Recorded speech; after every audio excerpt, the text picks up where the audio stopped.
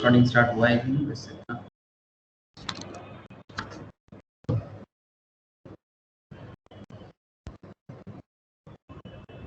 हुआ है ना?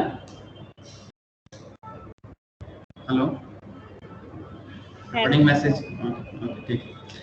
Okay sir, good morning, good evening to all of you. अच्छा, आज मैं आपसे क्या बताऊंगा आप लोगों से, फंडामेंटल एनालिसिस है, ये तो आप लोग जानते ही हो कि संडे इवनिंग मतलब फंडामेंटल एनालिसिस स्टॉक मार्केट है। तो स्टॉक मार्केट फंडामेंटल्स में आई होप 2 वीक क्लास नहीं हुआ। एक वीक में 15 अगस्त आ गया था और एक वीक में मेरा हेल्थ अच्छा नहीं था लास्ट वीक, ठीक है। तो चल रहा था सर इक्विटी रिसर्च, याद है किसी को? हम लोग इक्विटी रिसर्च कर रहे थे कि किसी भी स्टॉक को रिसर्च करने के लिए क्या क्या चेक पॉइंट्स होते हैं, किस तरह से आप रिसर्च कर सकते हो, मतलब किसी भी स्टॉक में इन्वेस्टमेंट करने से पहले आपको क्या क्या देखना चाहिए। ये लगातार लास्ट 2-3 क्लास में से हम लोग यही कर रहे हैं, इक्विटी रिसर्च, जिसमें सारा का सारा फाइनेंशियल पैरामीटर्स चेक करना, कैसे चेक करना होता है, मतलब रेवेन्यू, मतलब पीएल का जो भी डेटा है, मतलब प्रॉफिट एंड लॉस अकाउंट का जो डेटा है, या फिर जिसको आप लोग इनकम स्टेटमेंट भी बोलते हो ना, तो इनकम स्टेटमेंट को चेक करने का क्या सिस्टम है, मतलब रिसर्च करने का क्या है, बैलेंस शीट का जो आइटम है उसमें से क्या क्या पॉइंट आपको मेनली नजर रखना है, इसके ऊपर देख के आपको इन्वेस्टमेंट करना है। सिंपल सी बात है, एक कंपनी चूज करना है और उस कंपनी पे क्या आपको फ्यूचर दिख रहा है, उस फ्यूचर को प्रेडिक्ट करने के लिए, उस फ्यूचर को एनालाइज करने के लिए और स्टॉक को चूज करने के लिए आपके सामने पूरा लंबा लंबा लिस्ट फंडामेंटल एनालिसिस में हम लोग इक्विटी रिसर्च के अंदर 2-3 क्लास में कर चुके हैं। अगर किसी का भी, अगर कोई भूल चुके हो तो प्लीज फिर से रेफर करना, बहुत काम आना, मतलब बहुत काम आता है। फिर से रेफर करना वो सब क्लास, अगर किसी का मिस है तो भी प्लीज एक बार जरूर देखना। सर आज क्या पढ़ेंगे? आज तो सर पढ़ेंगे इक्विटी रिसर्च का ही, आप फोर्थ लेक्चर बोल सकते हो, लेकिन आज का डिस्कशन थोड़ा इंटरेस्टिंग है। सर आप लोग स्टॉक का इंट्रिंसिक वैल्यू के बारे में सुनते हो ना? किसी भी स्टॉक का जब भी एनालिसिस मार्केट में आता है, टीवी में देखो, न्यूज़पेपर्स में देखो, तो लोग ऐसे बात करते हैं कि स्टॉक का प्राइस जो है वो इंट्रिंसिक वैल्यू, मतलब रियल वैल्यू या एक्चुअल वैल्यू, अगर स्टॉक प्राइस इंट्रिंसिक वैल्यू से ज्यादा है तो इन्वेस्ट करने के लिए थोड़ा सोचना पड़ता है कि भाई ये तो इंट्रिंसिक वैल्यू से भी ज्यादा चल रहा है, तो थोड़ा सोच के इन्वेस्ट करना चाहिए। लेकिन अगर कोई स्टॉक इंट्रिंसिक वैल्यू से नीचे है, अगर कोई स्टॉक इंट्रिंसिक वैल्यू से नीचे है, like in the sense suppose से फॉर एग्जांपल ये मेरा पेन जो है ये इंट्रिंसिक वैल्यू है, अगर स्टॉक प्राइस इंट्रिंसिक वैल्यू से हायर पॉइंट में, मतलब जैसे मेरा हाथ आप लोग देख सकते हो, अगर मेरा, अगर स्टॉक का प्राइस पेन के वैल्यू, मतलब पेन का जो जगह है वहां से ज्यादा है, तो आपको सोच समझ के इन्वेस्ट करना चाहिए। बट अगर वो नीचे है और बिजनेस में कुछ बाकी जो चेक पॉइंट्स है वो सब मैच कर रहा है, ठीक है, मतलब इन्वेस्टमेंट करने के लिए जो जो चेक पॉइंट में टिक मार्क लगना चाहिए वो सब मैच करता है, तो आपको ऑब्वियसली स्टॉक में इन्वेस्टमेंट कर लेना चाहिए, ठीक है। उसका इसमें आप मतलब एक तरह का आंख बंद करके भी चेक कर सकते हो, ऐसा पॉइंट आ जाता है ना। अब यहीं पर खेल है, यहीं पर खेल है कि जैसे आज मैं आप लोगों से डिस्कस करूंगा टाटा स्टील के बारे में। तो टाटा स्टील के, जैसे लास्ट क्लास में टाटा मोटर्स का फंडामेंटल्स किया था, आई होप याद होगा आप लोगों को, तो आज वैसा ही मैं टाटा स्टील का कुछ फंडामेंटल्स आप लोगों से डिस्कस भी करूंगा, जो स्पेशल केस स्टडीज में करूंगा। बट उससे पहले आपको ये बताना जरूरी है आज के क्लास में कि डिस्काउंटेड कैश फ्लो टेक्निक, आप लोगों में से बहुत लोग मेरे पास फाइनेंशियल मैनेजमेंट भी पढ़ते हो, है ना सर? जो लोग चार्टर्ड पढ़ते हो या सीएमए करते हो या सीएस का पढ़ाई करते हो स्पेशली, उन लोग मेरे पास फाइनेंशियल मैनेजमेंट भी का भी क्लास आप लोग लेते हो। तो जब आप लोग फाइनेंस पढ़ते हो तो उसमें एक चैप्टर होता है, चैप्टर का नाम है टाइम वैल्यू ऑफ मनी। यार सभी ने नाम सुना होगा, आई होप विक्रांत को नहीं, बिकॉज विक्रांत फाइनेंस पे से नहीं है, बट बाकी सबको आई थिंक थोड़ा बहुत तो पता होगा सभी को। फाइनेंशियल मैनेजमेंट एक चैप्टर होता है sir, time value of money, और उसके अंदर टाइम वैल्यू ऑफ मनी के अंदर ये कॉन्सेप्ट होता है जिसको हम लोग थोड़ा और अलग चैप्टर में बात करते हैं, जिसका नाम होता है सर कैपिटल बजटिंग बोल के। तो चैप्टर के अंदर एक पॉइंट होता है sir discounted cash flow technique. क्या नाम है? डिस्काउंटेड कैश फ्लो टेक्निक, ठीक है। तो आज सर वो टाइम वैल्यू ऑफ मनी को यूज करने का दिन आ गया। सुमित को अगर याद है टाइम वैल्यू ऑफ मनी तो काम आएगा, अगर सुमित भूल गया तो अलग बात। Good evening, good evening सुबो। Hello. है दादा, गुड इवनिंग। हाँ गुड इवनिंग। आई होप शुभ को भी याद होगा टाइम वैल्यू ऑफ मनी, थोड़ा सा फिर से पड़ेगा, लेकिन अगर याद है तो बहुत काम आएगा। तो टाइम वैल्यू ऑफ मनी को यूज करना है, कैपिटल बजटिंग टेक्निक को यूज करना है, और क्या करना है, मजा आएगा। आप स्टॉक का इंट्रिंसिक वैल्यू सीखोगे आज, ठीक है। तो आज स्टार्ट करेंगे कि किस तरह से स्टॉक का इंट्रिंसिक वैल्यू आप एक्चुअली रियल लाइफ में कैलकुलेट भी कर सकते हो और स्टॉक के फ्यूचर के बारे में भी सोच सकते हो, ठीक है। तो जैसे एग्जांपल्स के तौर पे, अच्छा मैं स्क्रीन शेयर करता हूँ, तो कुछ पहले एग्जांपल्स के तौर पे कुछ बात करूंगा और फिर जो मेन पॉइंट है उस पर चर्चा चालू करूंगा। बहुत वाइटल है, बहुत काम आने वाला है, मजाक नहीं कर रहे, सीरियसली बहुत काम आने वाला है, तो देखते रहिए सब। अच्छा स्क्रीन शेयर नहीं हो रहा है, हो गया क्या?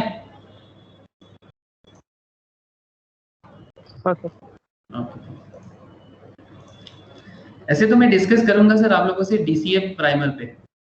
ये डीसीएफ क्या होता है, इसको बोलते हैं सर डिस्काउंटेड, क्या बोलते हैं इसको, डिस्काउंटेड कैश फ्लो टेक्निक। बहुत गजब का टेक्निक है सर। आप लोगों में से जो लोग फाइनेंस पढ़े हो ना, वो लोग शायद फाइनेंस पढ़ने के टाइम पे कभी इस नजर से सोचा नहीं है जो आज आपको सोचने को मिलेगा फंडामेंटल एनालिसिस में। गजब का पॉइंट है, डिस्काउंटेड कैश फ्लो टेक्निक। और इस डिस्काउंटेड कैश फ्लो टेक्निक जो एक्चुअली टीवीएम का मतलब TVM in the sense time value of money, okay. और जो लोग मेरे पास फाइनेंस नहीं पढ़े हो कभी, बट डोंट वरी, उन्हें भी समझ आएगा, ठीक है। लेकिन जो पढ़ के रखा है उनको कनेक्ट करना थोड़ा इजी रहेगा, और जो कभी नहीं पढ़ा उनको थोड़ा सा देरी होगा, बट कोई रॉकेट साइंस नहीं है, समझ सबको आएगा, समझ सबको आएगा, ये तो गारंटी है, ओके। तो टाइम वैल्यू ऑफ मनी को कैसे यूज करेंगे, ठीक है, वो सबसे पहले तो इसी के बारे में चर्चा करना होगा।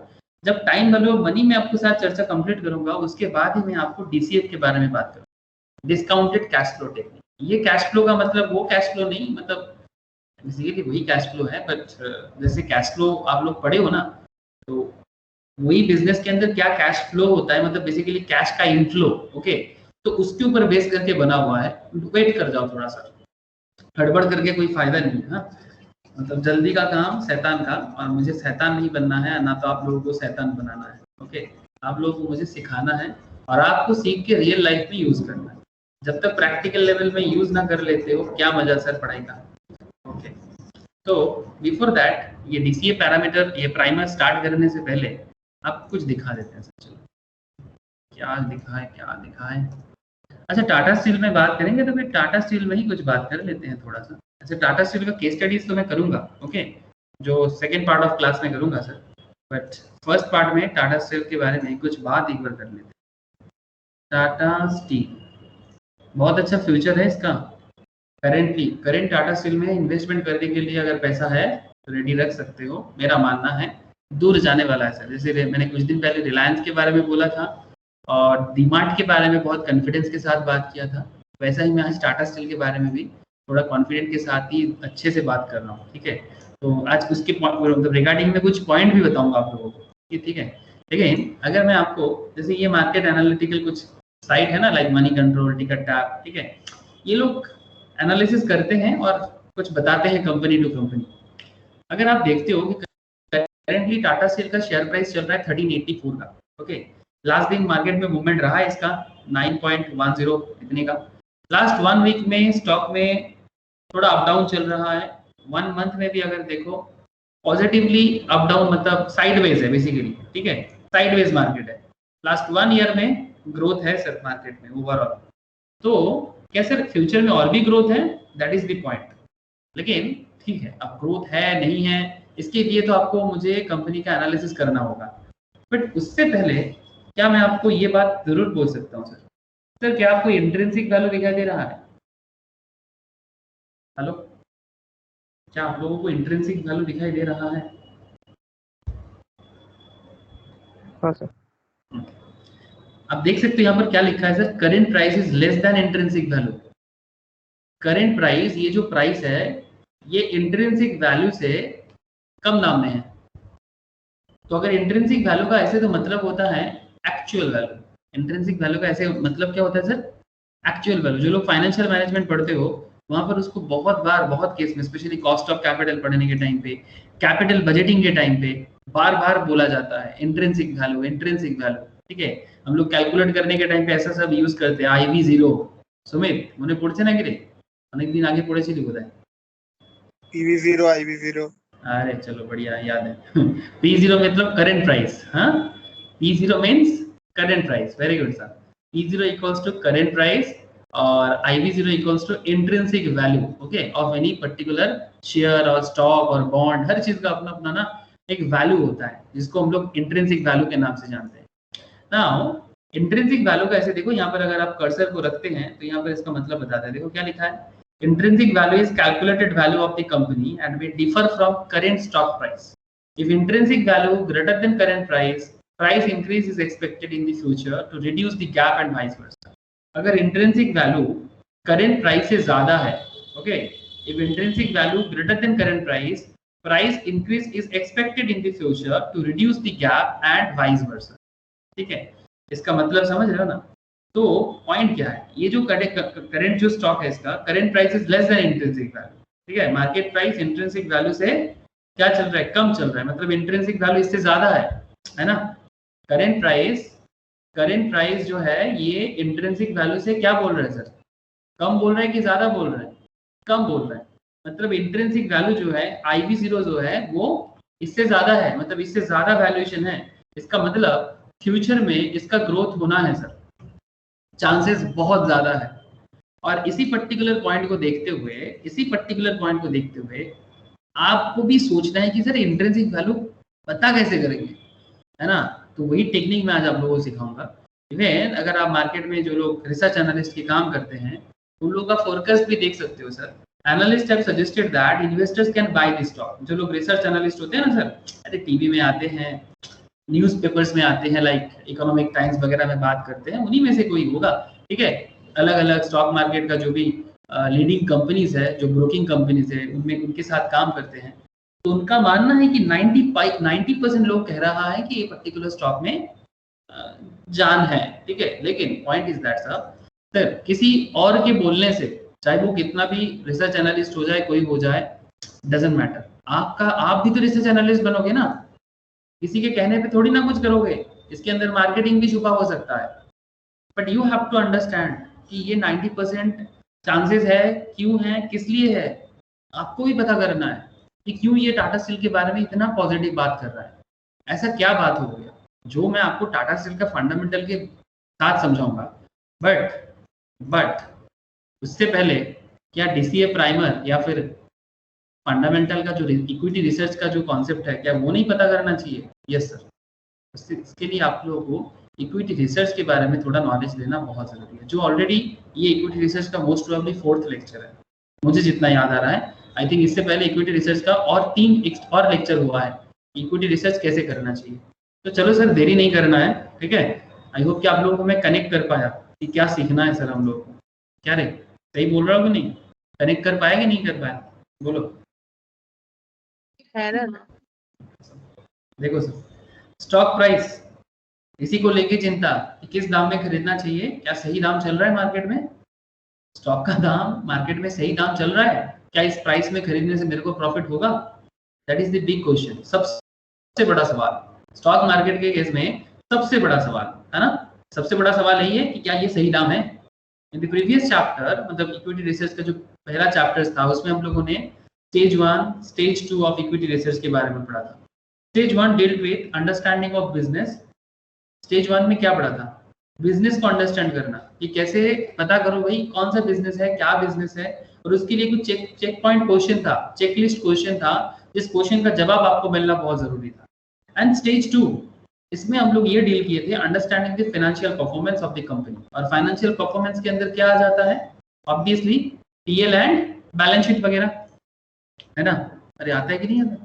फाइनेंशियल परफॉर्मेंस जानना है तो क्या देखना पड़ेगा, कंपनी का फाइनेंशियल्स देखना पड़ता है, और फाइनेंशियल्स देख के आपको कंपनी के बारे में एक पॉइंट ऑफ व्यू क्रिएट करना होता है कि क्या कंपनी सही जा रहा है कि नहीं जा रहा है। अगर आप टाटा स्टील का देखते हो, मजा देखो sir, lower than industry revenue growth, इसका इनकम स्टेटमेंट में अगर आप नजर डालते हो, जस्ट लुक हियर, लास्ट कुछ सालों में इसका income is not very positive, बहुत अच्छा कुछ नहीं है। 18 में इसका इनकम था, नेट इनकम सब कुछ टैक्स वगैरह देने के बाद 13,434 करोड़, फिर 10,000, फिर 1556, कहाँ 10,000 करोड़, वहां से 1556 करोड़, 1500 करोड़, वहां से थोड़ा इंप्रूव फिर से हुआ है सर 2021 में 7,490 करोड़। तो ये तो बस एक नेट इनकम का एक पैरामीटर बोला। इससे पहले वाला जो क्लासेस में हम लोग बहुत सारा पैरामीटर में बात किया था कि इनकम स्टेटमेंट के अंदर आपको क्या क्या चेक करना चाहिए, बैलेंस शीट के अंदर आपको क्या क्या चेक करना चाहिए। ठीक है, मैं उसको फिर से रिपीट नहीं करना चाहता बिकॉज फिर से क्लास लंबा हो जाएगा, बट मुझे क्लास को लंबा नहीं लेके जाना है, एक कंसाइज करके आपको मेन बात बताना, बिकॉज इससे पहले मैं वो सब बात कर चुका हूँ आप लोगों से। तो फिर क्या बात करेंगे आज? देखो सर, पीएल भी समझ गए हैं, बैलेंस शीट भी समझ गए हैं हम लोग प्रीवियस लेक्चर्स में। ऐसे पीएल बैलेंस शीट को लेके लास्ट 3-4 महीने से तो बात चल ही रहा है। One can proceed to stage 3। अब इक्विटी रिसर्च का क्या है सर? ये इक्विटी रिसर्च का स्टेज 3 है। Okay, only if he is convinced with the findings of both the earlier stage. अगर आपको इक्विटी रिसर्च का part 1 and part 2 that is stage 1 and stage 2 समझ में आया, तभी जाके आपको स्टेज 3 समझ में आएगा, और तभी जाके आप स्टॉक प्राइस का वैल्यूएशन भी कर सकते हो। तो बेसिकली आज आप कौन बनने वाले हो? आज आप वैल्यूएशन सीखने वाले हो सर। आज आपको स्टॉक का वैल्यूएशन सीखने का मौका मिलेगा सर। एग्जैक्टली। ओके, तो जब आप स्टॉक का वैल्यूएशन सीखते हो तो आपको क्या चेक करना चाहिए, मैं बेसिक बात करूंगा आज, ठीक है, फिर एडवांस बात नेक्स्ट क्लास में करूंगा, बट पहले तो बेसिक क्लियर हो जाना चाहिए। An investment is considered a great investment. Point to be noted, sir. An investment is considered a great investment only if a great business is bought at great price. एक बहुत अच्छा business को जब बहुत अच्छा दाम में खरीदा जाता है तभी ना मजा आता है। क्या शुभ बात सही है कि नहीं है? ग्रेट इन्वेस्टमेंट कंसिडर्ड तभी ग्रेट इन्वेस्टमेंट कंसिडर करेंगे जब एक ग्रेट बिजनेस को ग्रेट प्राइस में परचेस करते हैं या ना? हेलो, तो सही दाम पे सही बिजनेस को परचेस करना, और सही दाम मतलब क्या? ज्यादा दाम नहीं, रिजनेबल प्राइस, ना तो बहुत लो, लो प्राइस में भी अगर आपको अच्छा मिल जाए तो थोड़ी ना कोई छोड़ता है। एग्जैक्टली तो कोई अच्छा दाम में अच्छा स्टॉक मिल जाए, ठीक है, जो कंपेरेटिवली मार्केट में लो में चल रहा है, ठीक है, तो फिर आपको फायदा ही फायदा। एग्जैक्टली आपको वैसा स्टॉक ढूंढना है। If a great business is bought at a great price, in fact, I would even stretch to say that it is perfectly fine to buy a mediocre business. ठीक है, mediocre business, एक mediocre business मतलब जो बहुत अच्छा कुछ नहीं है, average business है currently, as long as you are buying it at a great price, this only shows the significance of the price when it comes to investing. अगर एक average mediocre business को भी आप अच्छे दाम पे खरीदते हो और उसका फ्यूचर बहुत अच्छा होता है तो भी आपको मजा है ना? अरे सर, ये जो हम लोग अलग अलग स्टॉक के बारे में बात करते रहते हैं मार्केट में, कुछ स्टॉक ऐसा है जो फंडामेंटली बहुत ग्रो किया है लास्ट फ्यू इयर्स में। जैसे एक नाम मुझे याद दिमाग में हमेशा रहता है, आइचर मोटर। 2014 तक स्टॉक में ऐसा कुछ नहीं था, अप टू 2014 तक ये स्टॉक में ज्यादा कुछ जान ही नहीं था, पर 2014 के बाद इस स्टॉक में ऐसा क्या हो गया, लास्ट ईयर थोड़ा कोविड के कारण प्रॉब्लम हुआ था, पर 2014 के बाद स्टॉक में ऐसा क्या हो गया कि लास्ट 5-6 सालों में ये स्टॉक इतना रिटर्न क्रिएट किया। इवन आप देख सकते हो 2010 मतलब 10 साल पहले 100 रुपीज भी प्राइस नहीं था इसका, और अभी देखो 2000 इवन बीच में 2700 में गया था, और उसके बाद अभी 2500-2600 के आसपास चल रहा है। मतलब ये जेन्युइन रीजन के साथ ये स्टॉक में इंप्रूवमेंट हुआ है, मतलब कोई अचानक ग्रोथ वाला कंपनी नहीं है ये। मार्केट में ऐसे चौंकाने वाला भी बहुत मिलता होगा, ऑक्सीजन टाइप का, अरे वो क्या क्या बॉम्बे ऑक्सीजन, फिर लास्ट ईयर हुआ था रुचि सोया का, लास्ट ईयर हुआ था। अभी जो रुचि सोया में इंप्रूवमेंट दिख रहा है वो लॉजिक है, बट एकदम लास्ट ईयर में जो हुआ था वो प्रोमोटर्स होल्डिंग के कारण हुआ था। तो प्रोमोटर्स होल्डिंग में स्टॉक प्राइस में जो इंप्रूवमेंट आता है ना, उससे थोड़ा बच के रहियो, उसमें वो जाल भी हो सकता है, ट्रैप भी हो सकता है।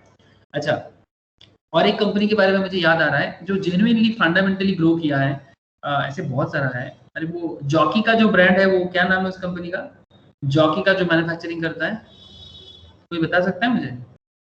अरे बोलो, वो गारमेंट्स कंपनी है, अरे नाम बताओ ना। जॉकी। अरे जॉकी का स्टॉक जॉकी नाम से नहीं चलता, वो ये नाम से चले, वो कंपनी अलग है। Tej industry. Tej industry, thank you sir, Tej industry. Tej industry, इसका भी स्टॉक में देखो जेन्युइन ग्रोथ था, तेज इंडस्ट्री का जेन्युइन ग्रोथ है। मतलब ये जो लास्ट कितना सालों में लास्ट अगर तुम देखते हो इसका भी ग्रोथ क्रिएट हुआ है। हाँ 2009-7-8 तक तो कुछ नहीं था, 10 में भी देखो 3000 का शेयर था, 800 का 2010 में, 2015 के आसपास 7000 का स्टॉक प्राइस था। अभी देखो बिजनेस कहाँ पहुंचा है इसका, 30,000 का स्टॉक प्राइस चल रहा है। अभी तक ऑल टाइम हाई क्या है इसका, ऑल टाइम हाई 33,000 है। अभी थोड़ा सा नीचे है, कोविड के कारण नीचे गया था 17,000 में, लेकिन फिर से इसका मार्केट वैसा का वैसा रहा है, मतलब बिजनेस में दम है। बात क्या है सर, मैटर क्या है, आप क्यों इसके बारे में इतना बोल रहे हो? अच्छा लग रहा है देख के कि क्या ग्रोथ हुआ था, काश हम भी खरीदते, अगर किसी के पास है तो अच्छा है। लेकिन पॉइंट इज दैट सर, आज भी ऐसा कंपनी है जो आपको फ्यूचर में बहुत ऊंचाई तक लेके जा सकता है और ट्रूली रिच बना सकता है, ट्रूली रिच बना सकता है। लेकिन उसके लिए आपको ये प्राइस वैल्यूएशन करना सीखना होगा, है ना सर। इसको सीखना ही तो सबसे बड़ा फंडा लगता है मुझे स्टॉक मार्केट का। जो ये वाला बात समझ गया ना, सिर्फ समझना नहीं है, उसको रियल लाइफ एप्लीकेशंस भी डालना है। तो उसी का एक पैरामीटर में से डीसीए पैरामीटर्स आते हैं sir, discounted cash flow technique, जो टाइम वैल्यू ऑफ मनी के साथ ही आता है, ठीक है, जो फाइनेंस का एकदम पहला पड़ाव बोल सकते हो आप, ठीक है। तो ये मतलब फाइनेंस का पहला स्टेज जो जिसके साथ टाइम वैल्यू ऑफ मनी आता है और उसके साथ साथ डीसीएफ टेक्निक वगैरह भी आता है, तो उसी में से आज आपसे बात करना है। तो देखो क्या बोलता है सर, इन्वेस्टमेंट, कुछ क्वेश्चंस भी देखेंगे, कुछ मतलब रियल लाइफ एग्जांपल्स भी देखेंगे, मजा आएगा।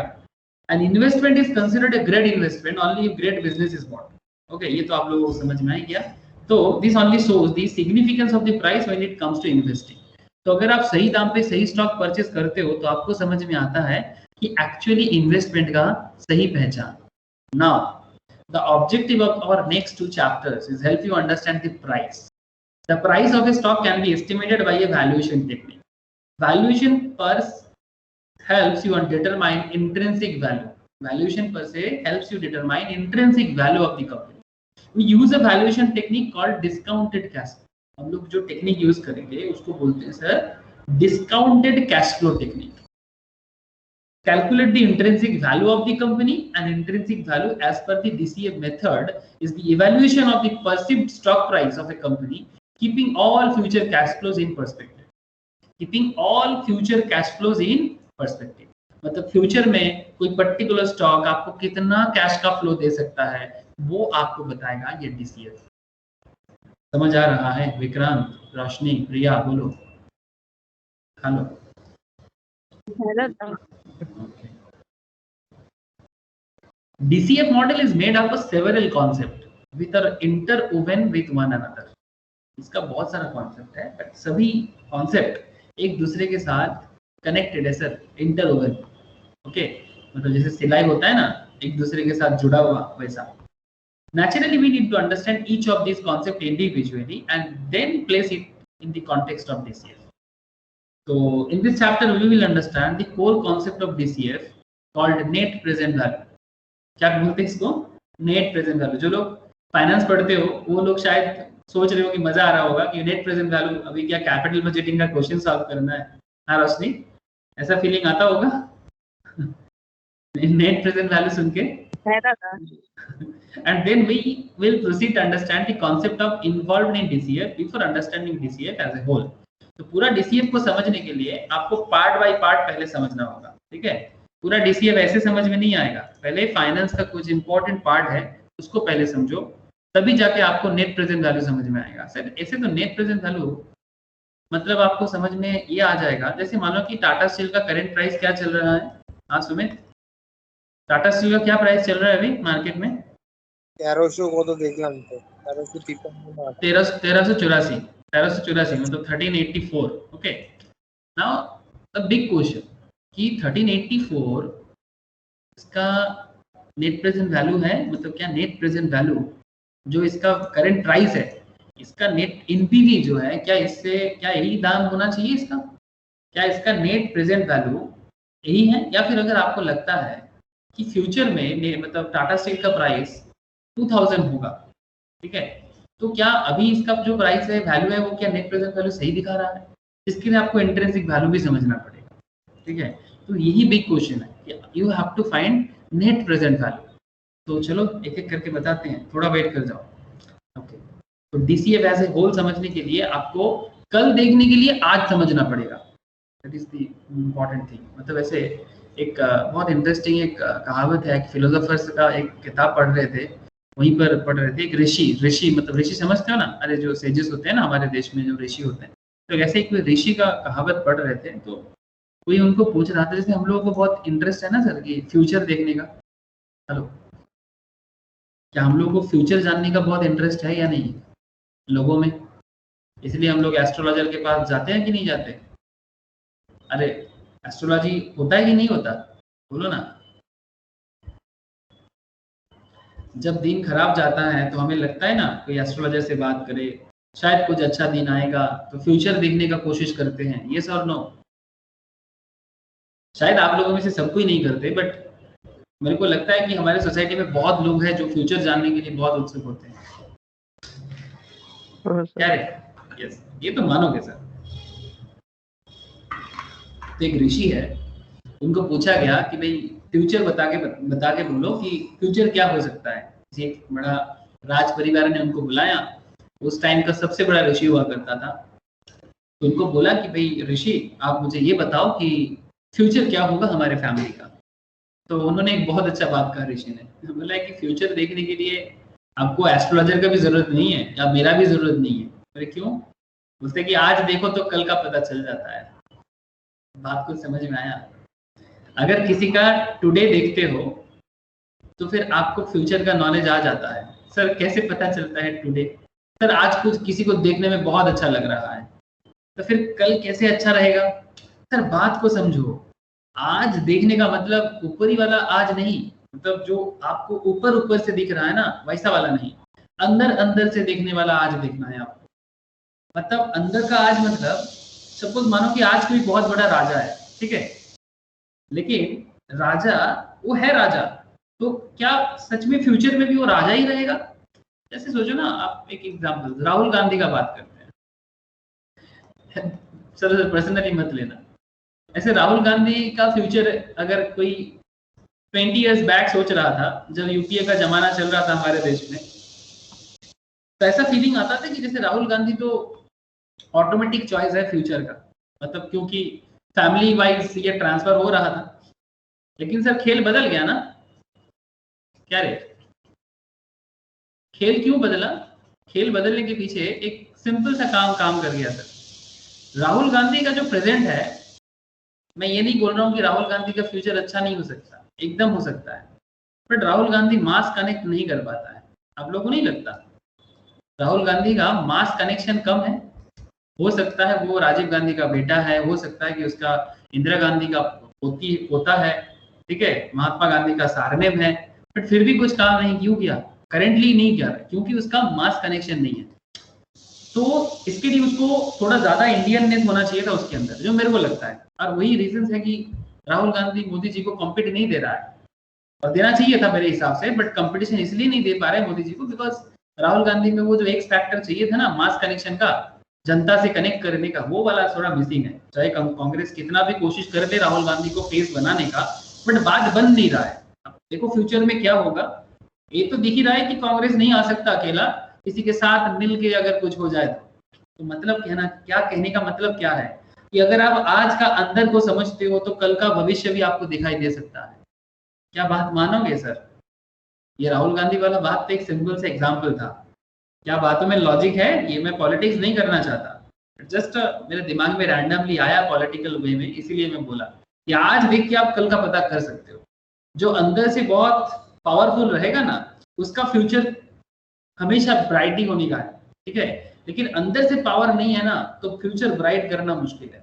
तो हमें भी स्टॉक का अंदर का स्ट्रॉन्गनेस ढूंढना है, तभी तो fundamental analysis, that is the reason हम लोग फंडामेंटल एनालिसिस पढ़ते हैं, ताकि हम लोगों को स्टॉक का अंदर वाला बात समझ में आए, ठीक है। तो वही है कि आज अगर देख पाते हो ना ठीक ठाक से, तो फ्यूचर देखना बहुत बड़ी बात नहीं है। आप खुद का भी वैसा ही सोच सकते हो कि किसी ने बोल दिया कि तू फ्यूचर में बहुत बड़ा राजा बनेगा, तू फ्यूचर में करोड़पति बनेगा, किसी के बोलने से कोई करोड़पति नहीं बन जाता सर, भाग्य ऐसे नहीं बदलता है। किसी कोई करोड़पति बनेगा कि नहीं बनेगा ये डिपेंड करता है उसके आज पे। इवन आपको पता है सर कि करोड़पति बनने के बाद भी वो पैसा नहीं रख पाया। अरे वो कौन बनेगा करोड़पति में 5 करोड़ जीता था, उसका नाम बता सकते हो? आज वो ऐसा हालत में है सर कि वो दूसरे से हेल्प लेके उसका दिन गुजर रहा है। बिहार का है, समथिंग कुमार, इसको पता है नाम?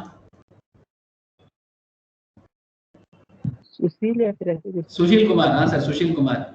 सुशील कुमार करोड़पति बन के भी आज करोड़पति नहीं है, और वो अभी उसका इंटरव्यू में बोला है कि केबीसी जीतना उसकी जिंदगी का सबसे खराब दिन है। मतलब उसके जिंदगी का सबसे खराब मतलब मूवमेंट केबीसी जीतना। केबीसी जीता था वो भी कोई 1 करोड़ नहीं सर, 5 करोड़ जीता था, बट आज एक भी पैसा नहीं रख पाया। क्यों? क्या उसका किस्मत खराब था और उस टाइम पे किस्मत अच्छा था? मेरे हिसाब से गंडगोल अगर था तो वही टुडे में था, इसीलिए फ्यूचर में प्रॉब्लम हो गया।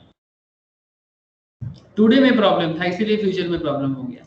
संभाल नहीं पाया अपने आप को, संभालना चाहिए था, गलत जगह में। वो गलत इंसान नहीं था, बट पहचान नहीं पाया, दुनिया को समझ नहीं पाया। जो भी हो, बहुत सारे रीजन हो सकता है, but that's a big thing sir. कि करोड़पति आज नहीं हो कल बन जाओगे, कोई बोल दिया, ऐसा नहीं होता। जेन्युइन रीजंस होता है, और अगर आप जेन्युइन रीजंस पे रहोगे हमेशा टिके रहोगे। सर क्या बात कर रहे हो, ऐसे सुनने को लग रहा है कि स्पिरिचुअल क्लास चल रहा है। मतलब देखो, अब स्पिरिचुअलिटी के साथ अगर आप फाइनेंस को मैच करोगे ना, आपको सब समझ में आएगा। फ्यूचर कैश फ्लो देखो, the concept of future cash flow is a crux of DCF model. We will understand this with the help of simple example. चलो सर एग्जांपल मजा लेंगे। As you know, Vishal is a pizza vendor. ठीक है, यहाँ पर एक example create किया गया है। विशाल इज ए पिज्जा वेंडर। क्या बेचते हैं विशाल? पिज्जा बेचते हैं। Who serves the best pizzas in town? जो टाउन का सबसे बेस्ट पिज्जा बेचता है। His passion for baking pizza leads him to an innovation. कहानी समझो, इतना अच्छा पिज्जा बनाते वो तो उसको इनोवेशन आ गया, और इनोवेशन के बाद he invest in automatic pizza maker. उसने एक ऑटोमेटिक पिज्जा मेकर बना लिया, वो खुद बना लिया सर, बना नहीं सॉरी, ऑटोमेटिक पिज्जा मशीन में उन्होंने इन्वेस्ट कर दिया। वैसे मैं आपको दिखाता हूँ पिज्जा वेंडिंग मशीन कैसे देखने में होता है। इस तरह का देखने में होता है, शायद आप लोग देखे भी होंगे, आजकल बड़ा पॉपुलर है, इंडिया में भी आजकल आने का बात चल रहा है। कुछ इस तरह का देखने में हो सकता है सर पिज्जा वेंडिंग मशीन, जो ऑटोमेटिक काम करता है, ज्यादा ह्यूमन रिसोर्स जरूरत नहीं होता। तो से फॉर एग्जांपल यही वाला पिज्जा वेंडिंग मशीन को आपने दिमाग में सोच लो, ठीक है। तो ये जो विशाल है, इसका पिज्जा में इनोवेशन अच्छा था, तो उसने इन्वेस्ट किया किसमें, इन्वेंट कर दिया। पिज्जा बनाते बनाते मशीन ने इन्वेंट कर दिया automatic pizza maker which automatically bakes pizzas. All he has to do is, अगर आपको फंडामेंटल समझना है तो प्लीज एग्जांपल को ध्यान से समझना, और अगर आपको फ्यूचर कैश फ्लो समझना है तो भी, अगर फ्यूचर कैश फ्लो समझना है, डीसीएफ मॉडल समझना है, स्टोरी को अच्छे से सुनो, देखो सर क्या समझ आता है। ठीक है, आपको स्टॉक के बारे में भी समझ आ जाएगा, लेकिन सर थोड़ा पेशेंस के साथ स्टोरी सुनना पड़ेगा। He invents an automatic pizza maker which automatically bakes pizzas. All he has to do is pour the ingredients, यानी पिज्जा बनाने के लिए जो चाहिए होता है, required for making a pizza in the slots provided within 5 minutes. A fresh pizza pops out. Ingredients डालो तो 5 मिनट में fresh pizza बन जाएगा। He figures out that with these machines he can earn an annual revenue of 5 lakh. उसने हिसाब करके देखा, एक पिज्जा मशीन से वो एनुअली 5 लाख कमा लेता है। आप बात समझ रहे हो सर? एक पिज्जा मशीन से वो कितना कमा लेते हैं? 5 लाख। ओके, अब बात यही है सर, अगर एक पिज्जा मशीन उसको 5 लाख देता है, अगर एक पिज्जा मशीन उसको 5 लाख दे सकता है, ऑब्वियसली ये तो हो ही सकता है ना, एक पिज्जा मशीन 5 लाख दे सकता है कि नहीं दे सकता? अरे एनुअल 5 लाख इनकम एक पिज्जा मशीन दे सकता है। Is this point justifiable? हाँ सर, आराम से दे देगा, कम करके तो इतना दे ही देगा मेरे हिसाब से, अगर प्रॉपर जगह चूज करते हो बेचने के लिए। तो पॉइंट इज दैट कि अगर 5 लाख, अच्छा Animesh, good evening Animesh. Sir good evening, okay ठीक है। तो थोड़ा मिड वे में है, पिज्जा का स्टोरी चल रहा है, सुन कनेक्ट हो जाएगा। ओके, तो 5 लाख का मशीन्स में इन्होंने इन्वेंशन किया, और उसने हिसाब किया कि जो मशीन्स उसने इन्वेंट किया विशाल ने जो पिज्जा मशीन इन्वेंट किया, ठीक है अनिमेश, ये विशाल बोल के कोई है जो एक पिज्जा का मशीन बनाया। हम लोग डिस्काउंटेड कैश फ्लो टेक्निक सीख रहे हैं, जिसमें फ्यूचर कैश फ्लोज के बारे में हम लोग बात कर रहे हैं। ये इक्विटी रिसर्च का 3rd स्टेज है। अगर आपको इक्विटी रिसर्च करना है तो उसका 3rd स्टेज में हम लोग डिस्काउंटेड कैश फ्लो टेक्निक सीखेंगे, जो फाइनेंशियल मैनेजमेंट का एक बहुत बड़ा टेक्निक है। और उसी में एक स्टोरी है, विशाल बोल के कोई है जो पिज्जा वेंडर है, और वो एक ऐसा पिज्जा वेंडिंग मशीन बनाया, ऑटोमेटिक पिज्जा मशीन, जो 5 मिनट में उसको फ्रेश पिज्जा देगा। और उसने हिसाब लगाया कि उस मशीन में से अगर वो एनुअली वो मशीन को यूज करता है तो 5 लाख उस मशीन से एनुअली वो कमा सकता है। और वो ये भी देखा कि वो मशीन जो है उसका लाइफ स्पैन है 10 साल। ओके, मशीन का लाइफ स्पैन है 10 साल और वो मशीन 5 लाख अर्न करके देता है, ठीक है, रेवेन्यू बना के देता है। अब ये बात देख के उसका दोस्त का नाम क्या है, जॉर्ज, ठीक है। उसका एक दोस्त है जिसका नाम है George, is very impressed with Vishal's pizza machines, so much so that George offers to buy this machine from Vishal. George ने विशाल को बोल ही दिया कि भाई मेरे को तेरा ये मशीन खरीदना है। तो इतना ज्यादा एक्साइटेड हो गया। Now here is a question for you, what do you think is the minimum price that George should pay Vishal to buy this machine? आप लोगों को सवाल समझ में आ रहा है? इस मशीन के लिए विशाल जॉर्ज से क्या दाम चार्ज करेगा और जॉर्ज को ये मशीन मिनिमम कितना प्राइस में खरीदना चाहिए? Hello, machine 5 lakh annually earn करके देता है और 10 साल इसका लाइफ है, तो इस मशीन का क्या दाम होना चाहिए मार्केट में? आप लोगों को बात समझ में आ रहा है? प्रिया, रोशनी, सभी को पूछ रहा हूँ सर, क्वेश्चन समझ में आया? 5 लाख का रेवेन्यू अर्न करने वाला मशीन, 10 साल का लाइफ वाला मशीन, मार्केट में अच्छा डिमांड है। लेकिन जब ये बात जॉर्ज ने विशाल को बताया तो ये मशीन का क्या प्राइस होना चाहिए, मतलब क्या दाम में जॉर्ज इससे खरीदना चाहिए, मिनिमम प्राइस जो जॉर्ज पे करना चाहिए जॉर्ज को और विशाल को भी चार्ज करना चाहिए, मतलब रीजनेबल जो होना चाहिए। Basically point is not from Vishal तो जितना ज्यादा चार्ज कर पाएगा उतना ही उसके लिए अच्छा है, उतना ही प्रॉफिटेबल है। But point is from the George point of view, because by किसको करना है, जॉर्ज को। तो जॉर्ज के लिए सवाल है भाई कौन सा दाम सही रहेगा ये मशीन परचेज करने। क्या सवाल मजेदार है या नहीं है? It's a vital question. मतलब आपको सोचना चाहिए कि भाई स्टॉक का प्राइस के बारे में बात कर रहा हूं मैं। Basically matter is not about pizza machine, it's about stock price. क्या ये स्टॉक का प्राइस सही है? जो भी हो बात समझो। ओके, आपको बात समझना है कि स्टॉक का प्राइस क्या सही है, क्या इस दाम में मुझे खरीदना चाहिए? इस जवाब ढूंढना ही आपका फंडामेंटल का ये तीसरा स्टेज आपको बताता है, discounted cash flow technique. Well, obviously to answer this question we need to see how economically useful this machine is going to be for the George. Assuming he buys the machine today, so for example ये 2014 में लिखा हुआ notes है, तो 2014 का बात है, चलो आप 2021 समझ लो या 2014 भी समझ सकते हो, no issue. Now point is that कि 2014 में मशीन का जो करंट कंडीशन था उस टाइम पे over the next 10 years the machine will earn him 5 lakh each year, यही डेटा उसके पास है। 2014 में जॉर्ज सोच रहा है कि मुझे मशीन लेना है जो मशीन मुझे एनुअली 5 लाख रेवेन्यू अर्न करके देगा और जिसका वैल्यू मतलब लाइफ 10 साल तक जाएगा।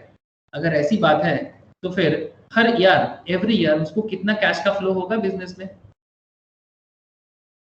बोलो ना सर, एवरी ईयर कितना कैश का इनफ्लो करेगा वो? 2014 में वो अगर परचेज करता है तो एक साल 15 में 5 लाख, 16 में 5 लाख, 17 में 5 लाख, 18 में 5 lakh. Sir for the sake of simplicity हम लोगों ने इसको कांस्टेंट रख लिया। हम लोगों ने ये सोच लिया कि भाई हर साल 5 लाख ही देगा, ना ही ज्यादा ना ही कम। ये थोड़ा सा सिंप्लिसिटी सोच लिया हम लोगों ने, बट रियल लाइफ में वैरी करता है सर। यस, रियल लाइफ में वैरी कर सकता है, बट हम लोग पैटर्न को समझने के लिए इसको थोड़ा सिंप्लीफाइड कर लिया कि भाई चलो एवरी ईयर 5 लाख मान लेते हैं। तो एवरी ईयर हमें कितना मिल रहा है सर? 5 लाख, 5 लाख, 5 लाख, 5 लाख। कितना दिन तक मिलेगा? अरे 10 years, 1 2 3 4 5 6 7 8 9 10 है ना, 10 साल तक 5 लाख तक मिलेगा उसको। हो सकता है किसी ईयर में ज्यादा भी मिल सकता है, हो सकता है किसी ईयर में कम भी मिल सकता है, बट हम लोगों ने एवरेज में सिंप्लिसिटी के लिए एग्जांपल्स को 5 लाख माना। कोई प्रॉब्लम तो नहीं है ना सर? हेलो, अरे बोलो सर, बात समझ में आ रहा है कि नहीं? नहीं सर। अब बात को समझना सर कि जो मशीन मुझे हर साल 5 लाख करके रिटर्न देगा, ठीक है, एवरी ईयर 5 लाख, 10 साल तक इसका लाइफ चलेगा। Do note for the sake of convenience, ये तो assumptions आपको मैंने बताया clearly, George is going to earn 50 lakh. कितना कमाएगा वो 10 साल में? अगर 5 लाख करके होता है तो 10 साल में 50 लाख कमाएगा कि नहीं कमाएगा over the next 10 years? After which the machine is worthless, उसके बाद मशीन का कोई वैल्यू नहीं रहेगा। जैसे गाड़ी का होता है ना, एक सर्टेन टाइम के बाद गाड़ी का कोई वैल्यूएशन नहीं होता, चलाना भी ऐसा लगता है कि बोझ बन गया है। हाँ सुनो, क्या रे, ऐसा होता है कि नहीं होता? है दादा। कार का, बाइक का 10 साल 15 साल एक टाइम के बाद ऐसा लगता है कि भाई इसको चलाना उससे ना ही अच्छा है कि इसको बाहर निकालो। तेल इतना कंजम्पशन कर लेता है कि वो लॉस ही गैदर करता है। पर्सनल पर्पस में फिर भी थोड़ा बहुत सह लेता है इंसान, बट बिजनेस पर्पस में गाड़ी बहुत इंपॉर्टेंट है। अगर गाड़ी ज्यादा तेल खाता है, गाड़ी का अगर मतलब रिपेयर मेंटेनेंस कॉस्ट बढ़ जाता है, तो आपका आमदनी अट्ठानी हो जाता है और खर्चा रुपया हो जाता है। इसलिए लोग क्या करते हैं, एक सर्टेन टाइम के बाद अपना गाड़ी बदलता है, ट्रक बदलता है, बस बदलता है, हाँ 4 चक्का जो बिजनेस पर्पस में कॉमर्शियल व्हीकल है उसको बदल लेता है। क्यों? बिकॉज वही खर्चा इतना ज्यादा हो जाता है कि आपका प्रॉफिट भी खा जाता है ना सर? तो ये मशीन का भी वैसा ही हालत होगा। ये जो मशीन मैंने आपको दिखाया था, ऐसा दिखने में हो सकता है, एक ऑटोमेटिक पिज्जा वेंडिंग मशीन, ठीक है। तो एक सर्टेन टाइम के बाद आपको मशीन बदलना चाहिए, कंप्यूटर बदलने का जरूरत पड़ जाता है ना। तो वही, जैसे मेरा कंप्यूटर, मैंने लास्ट ईयर एक कंप्यूटर था मेरा जो लैपटॉप था, उसको मुझे बदलना पड़ा क्योंकि उसको रखना और खर्चा करना एक ही जैसा हो रहा था। हर महीने जैसे 1000-2000 का खर्चा लगा रहता था। तो मैंने सोचा कि भाई छोड़ो, उससे अच्छा है कि नया ले लेते हैं। तो एग्जैक्टली, तो डू गो अहेड सर। चलो आगे बढ़ते हैं विद आवर कैलकुलेशंस। एज्यूम, अच्छा एक बात मैंने कहना भूल गया, sorry. Clearly George is going to earn 50 lakh over the next 10 years, after which the machine is worthless. One thing is clear at this stage, whatever is the cost of the machine, it cannot cost more than 50 lakh. ये बात तो मानोगे sir? थोड़ा सोचो, ये machine का कितना भी दाम हो जाए 50 लाख से ज्यादा नहीं होना चाहिए। Yes or no? Not more than 50 lakh. ये pizza vending automatic pizza machines का कितना भी दाम हो जाए 50 लाख से ज्यादा दाम कभी नहीं हो सकता, कतई नहीं हो सकता। Yes or no? Never. क्यों? क्यों रे, ऐसा क्यों कि 50 लाख से ज्यादा दाम क्यों नहीं होना चाहिए? प्रॉफिट कमा सकेंगे 10 साल में। एग्जैक्टली सर, 10 साल में ये मशीन मुझे दे सकता है 50 लाख अर्निंग करके। तो वो मशीन अगर मैं 50 लाख में परचेज करूंगा तो मेरे जैसा मुझसे बड़ा गधा तो दुनिया में कोई नहीं है ना। स्टॉक के साथ भी ऐसा ही होता है। अब ऐसा स्टॉक कभी नहीं खरीदना चाहिए आपको जो स्टॉक से आपको गेन तो छोड़ो, आपको लॉस ही होने वाला है। मार्केट में ऐसा बहुत स्टॉक दिखने में लगता है कि भाई जैसा लगता है कि परचेज करने से मेरे को प्रॉफिट ही प्रॉफिट मिलेगा। और मार्केट में ब्लैक मार्केटिंग तो कम नहीं होता ना सर। ग्रीडी कुछ लोग हैं जो लोगों से पैसा खा के करते हैं कि भाई ये स्टॉक अच्छा है, वो स्टॉक अच्छा है, और फिर पैसा डालते हैं और फिर मार्केट में उसका डाउन ट्रेडिशन चालू हो जाता है। तो ऐसे स्टॉक से बच के रहियो। तो ऐसा गलत दाम वाला मशीन से भी बच के रहियो, जो मशीन आपको बताते हैं कि आपको बहुत कुछ करके देगा बट अल्टीमेटली कुछ होगा नहीं। तो 50 लाख से ज्यादा दाम तो कभी नहीं होगा। तो ये इसका मतलब क्या है, ये ज्यादा दाम है, ऐसा शेयर कभी नहीं खरीदना चाहिए, ऐसा मशीन कभी नहीं खरीदना चाहिए जिसका अर्निंग से भी ज्यादा, मतलब उसका आमदनी से ज्यादा खर्चा है। आमदनी 98 है, खर्चा रुपया है, ऐसा तो नहीं होना चाहिए ना। तो 50 लाख खर्चा करके आप ऐसा मशीन कभी नहीं खरीदोगे जो 50 लाख ही आपको मैक्स टू मैक्स अर्निंग करके दे सकता है ना, वो भी एवरेज में। तो ये बात तो तय हो गया कि ये मशीन का दाम कुछ भी हो जाए जॉर्ज के लिए 50 लाख से ज्यादा नहीं होगा। अब जॉर्ज क्या सोच रहा है भाई, 50 लाख से ज्यादा कितना कम दाम में ये मशीन का दाम हो सकता है। अब देखो जॉर्ज कौन है, जॉर्ज कौन है, बायर है ना, ये डिमांड के पर्सपेक्टिव से सोचेगा। और अपना विशाल कौन है सर, विशाल कौन है, सेलर है ना। सेलर अपना पर्सपेक्टिव से सोचेगा कि मुझे भी प्रॉफिट करना है ये मशीन बेच के। अब दोनों पॉइंट में कहीं ना कहीं एक इक्विलिब्रियम पॉइंट तो आएगा जिस पॉइंट में डिमांड और सप्लाई मैच करेगा। बट वो डिमांड सप्लाई मैचिंग के पीछे टाइम वैल्यू ऑफ मनी का एक बहुत बड़ा खेल छुपा होता है। आप लोग जिन लोग इकोनॉमिक्स पढ़ चुके हो उनको पता है कि किस तरह से इकोनॉमिक्स में डिमांड एंड सप्लाई मैच करता है और मार्केट में प्रोडक्ट का प्राइस रेडी होता है। ठीक है, अगर नहीं किया तो इकोनॉमिक्स क्लास में करके देख सकते हो, इकोनॉमिक्स का मेरा क्लास है। अगर बोलोगे तो मैं डिमांड सप्लाई का कॉन्सेप्ट आप लोगों से शेयर कर लूंगा कि क्या इक्विलिब्रियम पॉइंट निकालते हैं मार्केट में प्राइस को डिटरमाइन करें। ओके चलो आगे बढ़ते हैं। To go ahead with our calculation, as you Vishal ask George to pay ₹X। अब क्या x है वी डोंट नो, अब x फाइंड करना है। मान लेते हैं x, ठीक है, towards the machine. At this stage assume George has two options, मान के चलो कि जॉर्ज के पास दो ही ऑप्शन है, आइदर पे ₹X और बाय द मशीन और invest the same X rupees in a FD, fix deposit में डाल दो, which not only guarantee his capital but also pays him an interest of 8.5%. Yes or no? हाँ sir. अपना जो George है ना, जो विशाल का दोस्त है, जो विशाल का पिज्जा मशीन्स का मजा देख के उसने लगा कि उसको भी ये पिज्जा मशीन्स खरीदना चाहिए, तो जॉर्ज सपोज मानो ₹X देना चाहता है जॉर्ज को। ये ₹X कितना है वी डोंट नो, बट इतना पता है कि 50 लाख से क्या ज्यादा होगा कि 50 लाख से कम ही होगा? क्या पता चल गया ऑलरेडी? 50 लाख से ज्यादा होगा कि 50 लाख से कम ही होगा? बताओ ना। कम होगा, कुछ भी हो जाए 50 लाख से कम ही होगा। बट सर अब जॉर्ज के पास दो ऑप्शन है, अगर जॉर्ज को कुछ समझ नहीं आता तो जॉर्ज के पास दो ही ऑप्शन है, या तो वो मशीन खरीदेगा X प्राइस में, या फिर वो X प्राइस मशीन ना खर्चा करके FD में डाल देगा। सर FD में डालने से क्या फायदा? सर FD में डालने से फायदा ये है, अगर आप रिस्क ले नहीं सकते तो कम से कम अपना कैपिटल को खत्म मत करो, और अगर आप कैपिटल को बचाओगे और साथ में FD में डालोगे तो 8-8.5% इंटरेस्ट भी मिल जाएगा आपको, है ना? तो this is called your opportunity cost. This is called opportunity cost. मतलब अगर आप अपना पैसा को, अगर आप अपने इन्वेस्टमेंट के मनी को किसी रिस्की पोजीशंस में डालना नहीं चाहते तो आपका ये अपॉर्चुनिटी कॉस्ट तो आपको मिलेगा ही। ये आपका अपॉर्चुनिटी है जो आप मार्केट से फ्रीली अर्न कर सकते हो। What ever money you have, 20 lakh 30 lakh जो भी आप देने के लिए रेडी हो, ये पैसा आप क्यों फालतू में इधर उधर खर्चा करके बर्बाद करोगे? अगर समझ नहीं आ रहा है तो कम से कम 8.5% की FD में डाल दो। वो अलग बात कि FD से आपका इन्फ्लेशन रेट भी बीट नहीं होता, है ना सर? FD आपका इन्फ्लेशन रेट को भी बीट नहीं कर सकता, अर्निंग कुछ नहीं होता, बट आपका कैपिटल लॉस तो नहीं होगा। जो पूंजी आप रहेगा आपका बैंक में, वो पूंजी तो लॉस नहीं होगा। लेकिन पिज्जा मशीन्स में अगर आप बिजनेस नहीं कर पाए या फिर स्टॉक में अगर इन्वेस्टमेंट प्रॉपर नहीं हुआ, आपका कैपिटल लॉस हो सकता है।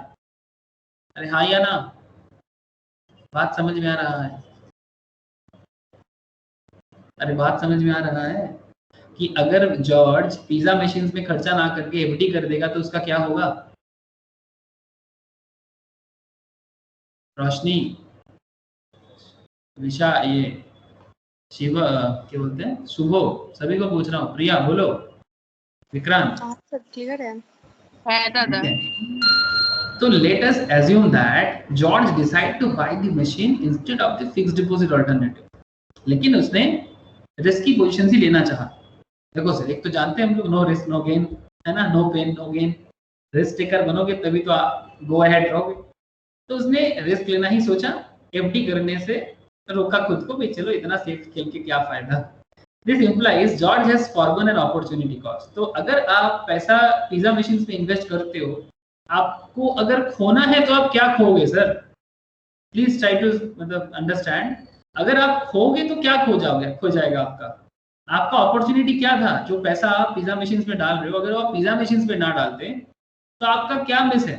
अपॉर्चुनिटी टू अर्न क्या था? 8.5% रिस्क फ्री इंटरेस्ट जो आपको बैठे बैठे मिलेगा। कुछ नहीं करना है, बस चुपचाप डालना है और मिलता जाएगा। This is the opportunity cost for having decided to buy the machines. मतलब मशीन परचेज करने का जो अपॉर्चुनिटी कॉस्ट था वो था आपका फ्री में, रिस्क फ्री इंटरेस्ट, जो आप क्या कर रहे हो? सैक्रिफाइस कर रहे हो, ठीक है? और ये सैक्रिफाइस आपको कहाँ लेके जाता है? ऑब्वियसली कुछ सैक्रिफाइस करने से कुछ गेन भी होता है, और वो गेन आपके ऊपर डिपेंड करता है कि आप कितना बुद्धिमानी के साथ, कितना कैलकुलेटिव रिस्क के साथ ले रहे हो। So far in our quest the questions में the price the automatic pizza maker, we have decided 3 crucial bits of information। ये जो पिज्जा मशीन्स है, ये पिज्जा मशीन्स का क्या 3 इंफॉर्मेशन हमें मिला है? Point to be noted sir. हम लोग फाइनेंस समझ रहे हैं बट स्टोरी के थ्रू से। Total cash flow from pizza makers over the 10 years कितना है? पिज्जा मेकर्स जो है, जो पिज्जा मशीन है, वो 10 साल में मुझे 50 लाख देगा। Since the total cash flow is known, हमें पता है टोटल कैश फ्लो कितना है, 50 लाख। We know this, कि हमें 50 लाख मिलेगा इस पर्टिकुलर पिज्जा मशीन से। It also implies that the cost of the machine should be less than the total cash flow from the machine। Machine का जो परचेज प्राइस या कॉस्ट कितना भी हो जाए, 50 लाख से ज्यादा नहीं होना चाहिए। दूसरा पॉइंट। तीसरा point, the opportunity cost for buying the pizza machines is an investment option that earn 8.5%। अगर आप पिज्जा मशीन्स लेते हो तो आपका जो रिस्क फ्री रिटर्न है 8.5% का, जो आपको विदाउट एनी रिस्क आपको मिल जाता, वो आपको नहीं मिलेगा, ये आपको खोना है। Keeping the above 3 points in perspective, let us move ahead. We will focus on the cash flow. We know that George will earn 5 lakh every year. हमें पता है कि जॉर्ज को 5 लाख हर साल मिलेगा from the machines for the next 10 years. So think about this. George in 2014, ये 2014 का case चालू हो रहा है, वो अपना फ्यूचर देखना चाहता है। जॉर्ज 2014 में खड़ा होके अपना फ्यूचर देखना चाहता है, बिजनेस रिगार्डिंग, इन्वेस्टमेंट रिगार्डिंग। आप भी तो वही देखना चाहते हो ना सर? जब किसी स्टॉक में इन्वेस्ट करते हो आप क्या देखना चाहते हो? हाँ सुमित बोल।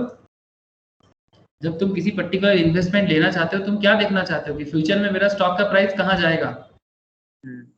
यस ना? और कंपनी ग्रोथ अच्छी की ना? हाँ बोल, क्या बोला? और कंपनी ग्रोथ अच्छी की ना? ऑब्वियसली कंपनी का ग्रोथ रहेगा तभी आपका फ्यूचर में पैसा जो है वो भी ग्रोथ करेगा। सिंपल फंडामेंटल है, सिंपल फंडामेंटल। बट यही सिंपल फंडामेंटल समझने में कितना लोगों को मुश्किल हो जाता है। ओके, लेकिन सर ये सिंप्लिसिटी इतना इजीली तो नहीं मिलता है ना, इसके पीछे कुछ रियल प्रॉब्लम है जो आपको समझना पड़ेगा।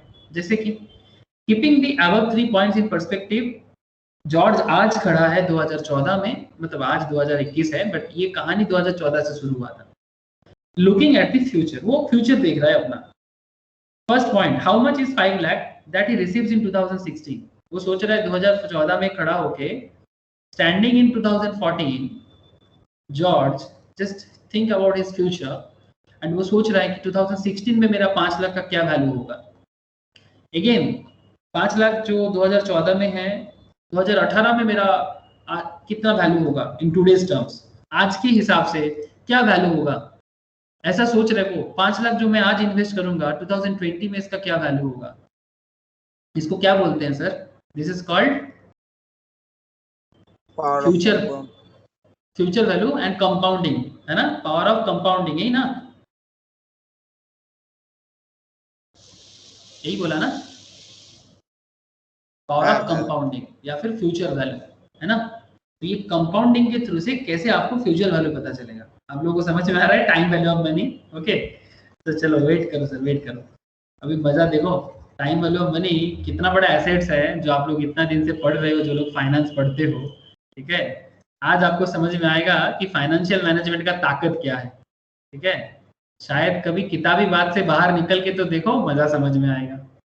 ओके, तो 1 2 3, ये 3 पॉइंट उसके दिमाग में चल रहे हैं। 5 लाख आज है, 2016 में किताब क्या वैल्यू होगा आज के हिसाब से, टुडेज टर्म्स, इसको हम लोग बोलते हैं NPV, net present value. 5 lakh आज है, 2018 में उसका क्या वैल्यू होगा। अगेन 2018 में जो वैल्यू होगा वो आज के हिसाब से कितना है, 2018 में जो वैल्यू होगा वो आज के हिसाब से कितना है, टुडेज टर्म्स। बिकॉज आप कल देखना चाहते हो बट आज की नजर से, आप बात नहीं समझ रहे। आप कल देखना चाहते हो बट कल के नजर से नहीं, आज की नजर से। अगर आपको पता चलता है कि भाई आज 100 रुपया देते हैं तो कल 300 होगा, ये जो कल 300 होगा एक्चुअली कल 300 हुआ कि आप आज ही इसको 300 बना दिए। Point to be noted sir.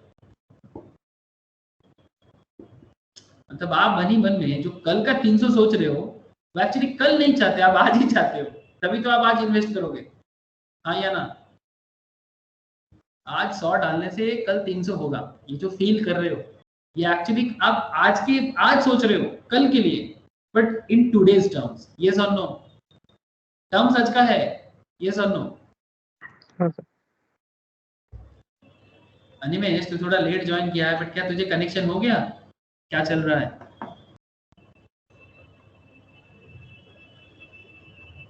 Okay, देखो तो generalise how much is the cash flow.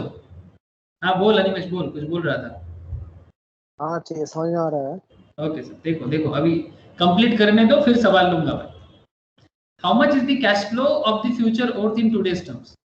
Point is that जो कैश फ्लो तुम आज कर रहे हो और जो तुम्हें कल मिलेगा, जैसे 2014 में इन्वेस्ट करोगे 2020 में मिलेगा, 2021 में इन्वेस्ट करोगे 2025 में मिलेगा, है ना?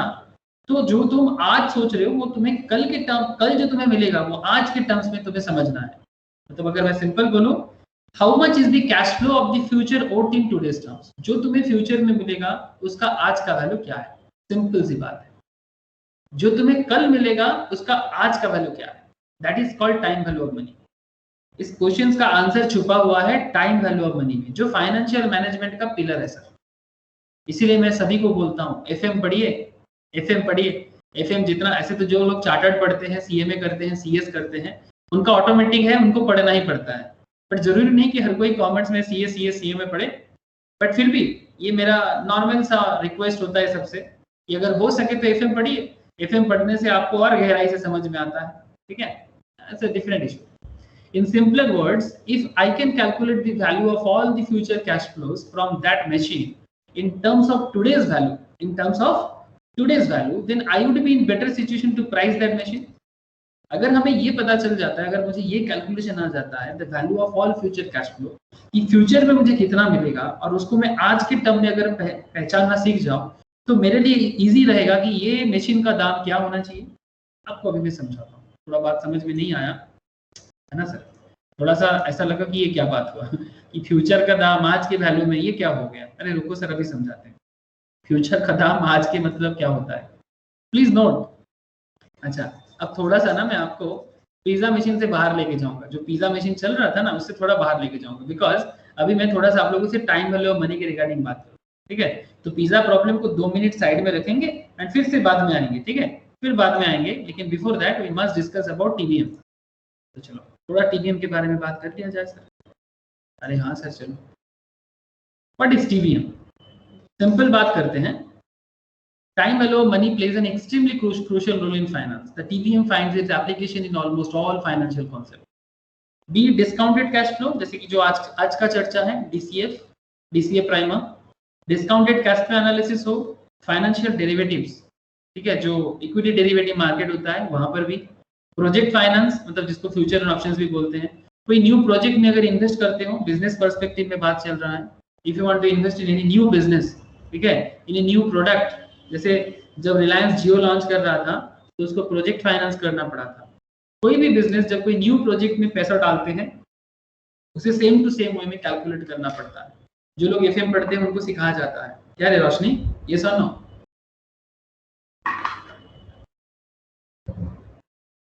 तुम लोग प्रोजेक्ट फाइनेंस के बारे में सीखते हो ना। जैसे वो कोका कोला का एक पढ़े थे, याद है, डाइट कोक में इन्वेस्ट कर रहा था तो उसको क्या सिचुएशंस बन रहा था। रोशनी, प्रिया, इन लोगों को याद हो सकता है अगर क्लास थोड़ा याद है, थोड़ा पुराना बात है बट फिर भी अगर याद है तो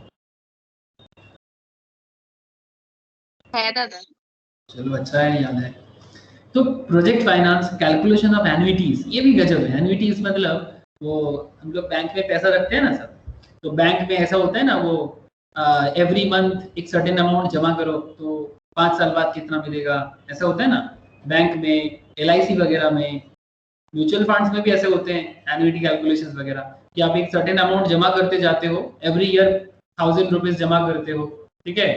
ऐसा टाइप ऑफ हो जाता है हमारे डेली लाइफ में, एवरी ईयर 1000 करके every month, okay, you want to invest 1000 करके 5 साल, तो 5 साल बाद आपको कितना मिलेगा, तो इसका एन्युइटी का कैलकुलेशन हो जाता है। या फिर ऐसा हो सकता है कि मैं आज 5 लाख डालूंगा, I want to invest 5 lakh today, then जो पेंशनर्स होते हैं ना, जो पेंशन से अपने घर चलाते हैं, उनके लिए भी I want to invest 5 lakh today, तो how much amount I will get every month for 10 years, for 5 years।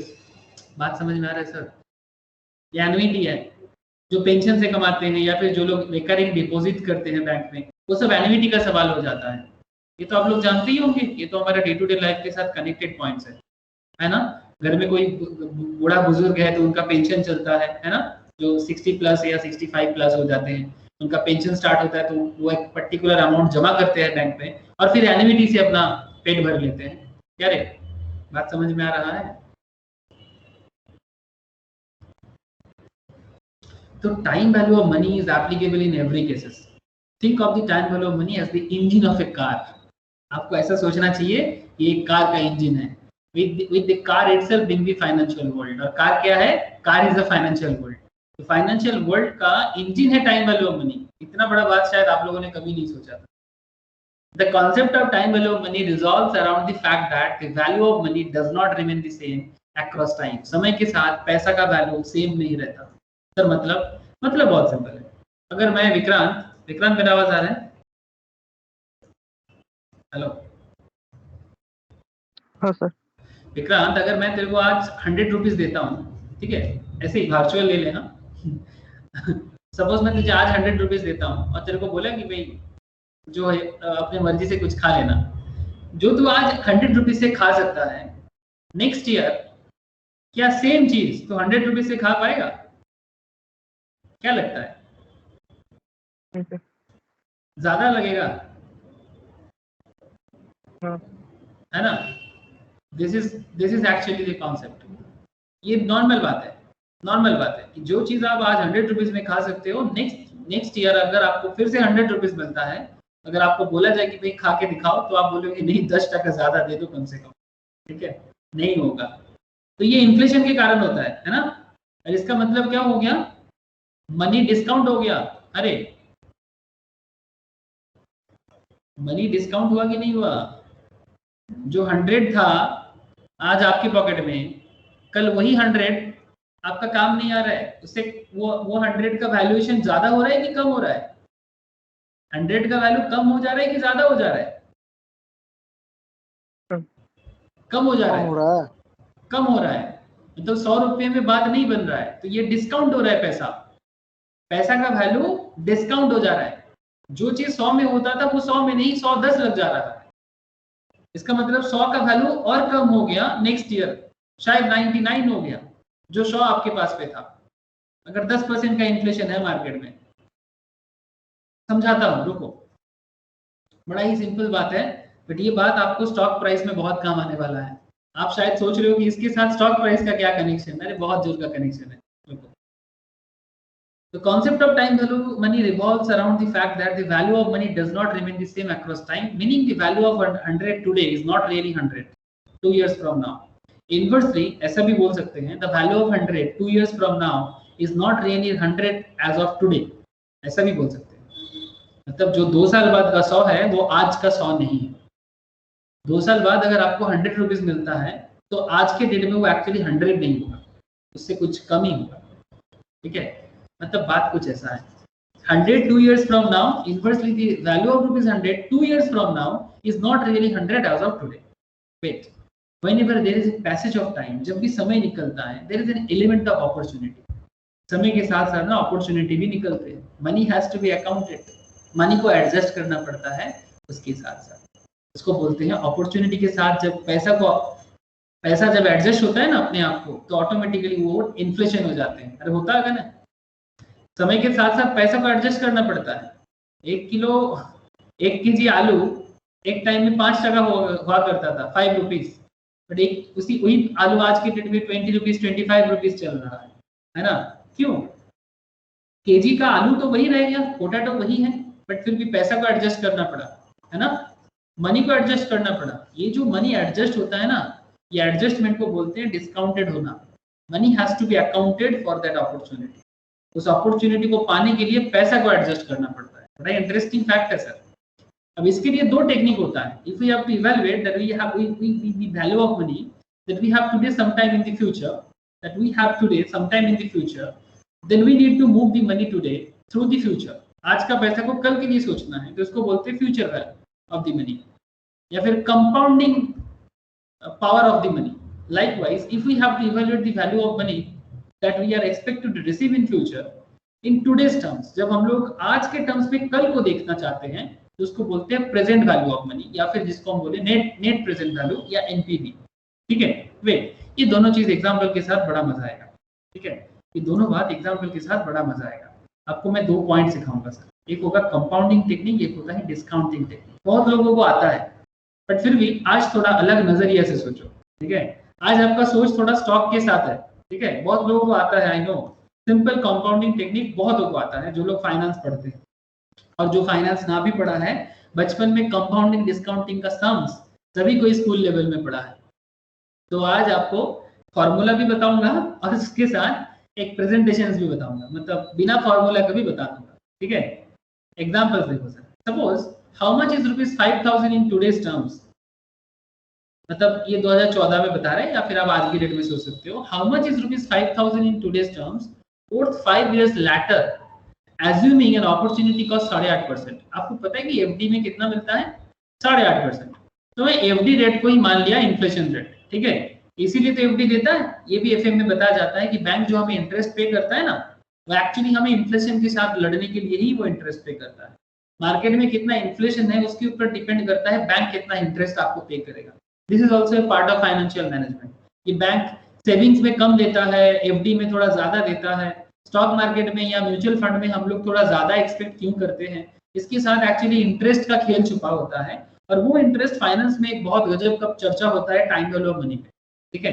तो अभी मैं उस बात को थोड़ा डिटेल्स में नहीं जाऊंगा, बट इतना तो मैं आपको जरूर बोलूंगा कि जो 8.5% आपको मिलेगा, जो रिस्क फ्री है आपके लिए, ठीक है, आपके लिए रिस्क फ्री है और मार्केट में इन्फ्लेशन भी है, तो उसको भी आपको बीट करना है, तभी आप एफडी में पैसा रखते हो, घर में ना रख के, ताकि आप समय के साथ साथ अपने आप को एडजस्ट कर पाओ, आपका पैसा आपको समय के साथ आपको एडजस्ट करने में हेल्प करे। ओके, तो उसी की तरफ से ये 5,000 जो आज आपके पास है, 5 साल बाद ये 5,000 कितने का हो जाएगा अगर मार्केट में अपॉर्चुनिटी कॉस्ट 8.5% है।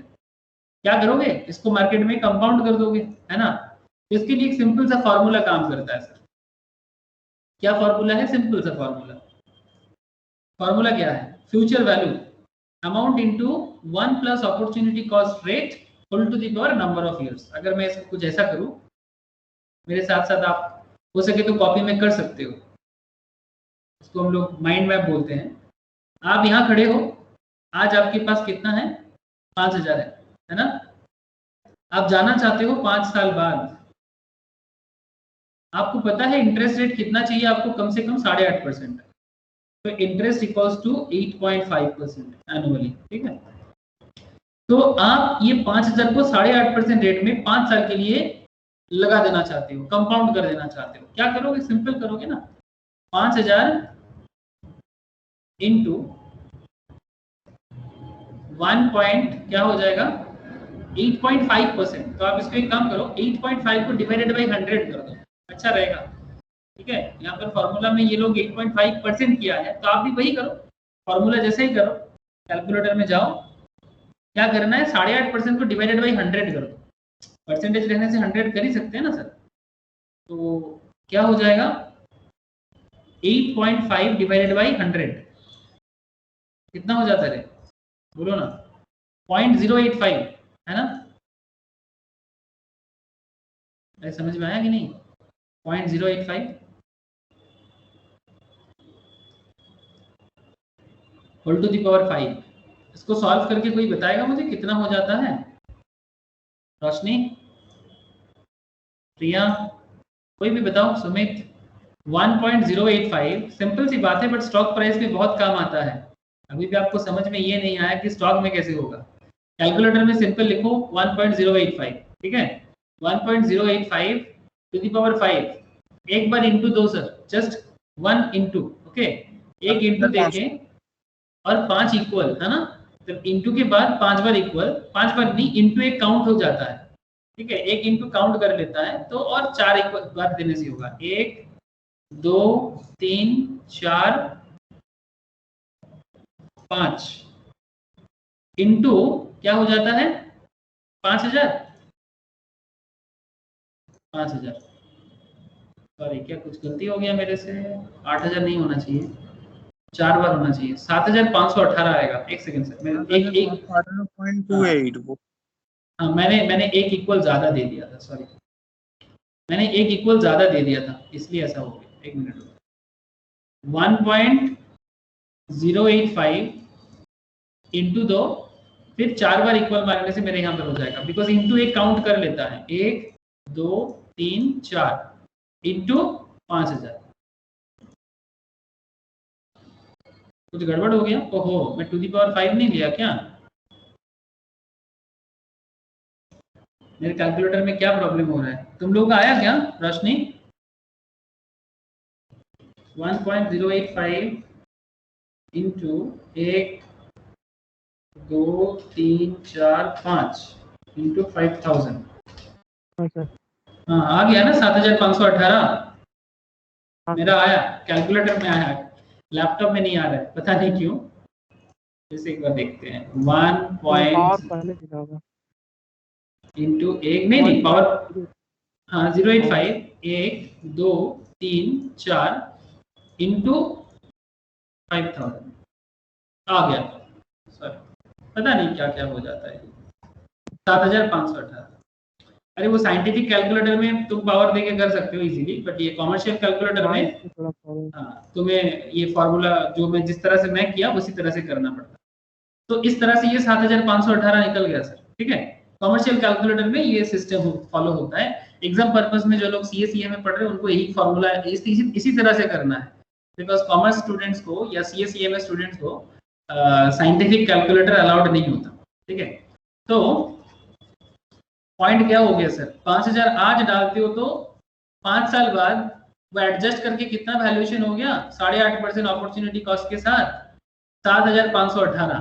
तो हम ऐसा बोल सकते हैं कि this means 5000 today is comparable with 7518 5 साल बाद, एज्यूमिंग अपॉर्चुनिटी कॉस्ट है मार्केट में 8.5%, दैट इज इन्फ्लेशन, जो मार्केट का इन्फ्लेशन रेट के साथ एडजस्ट करके आज का 5000 का वैल्यू 5 साल बाद का 7518 हो गया।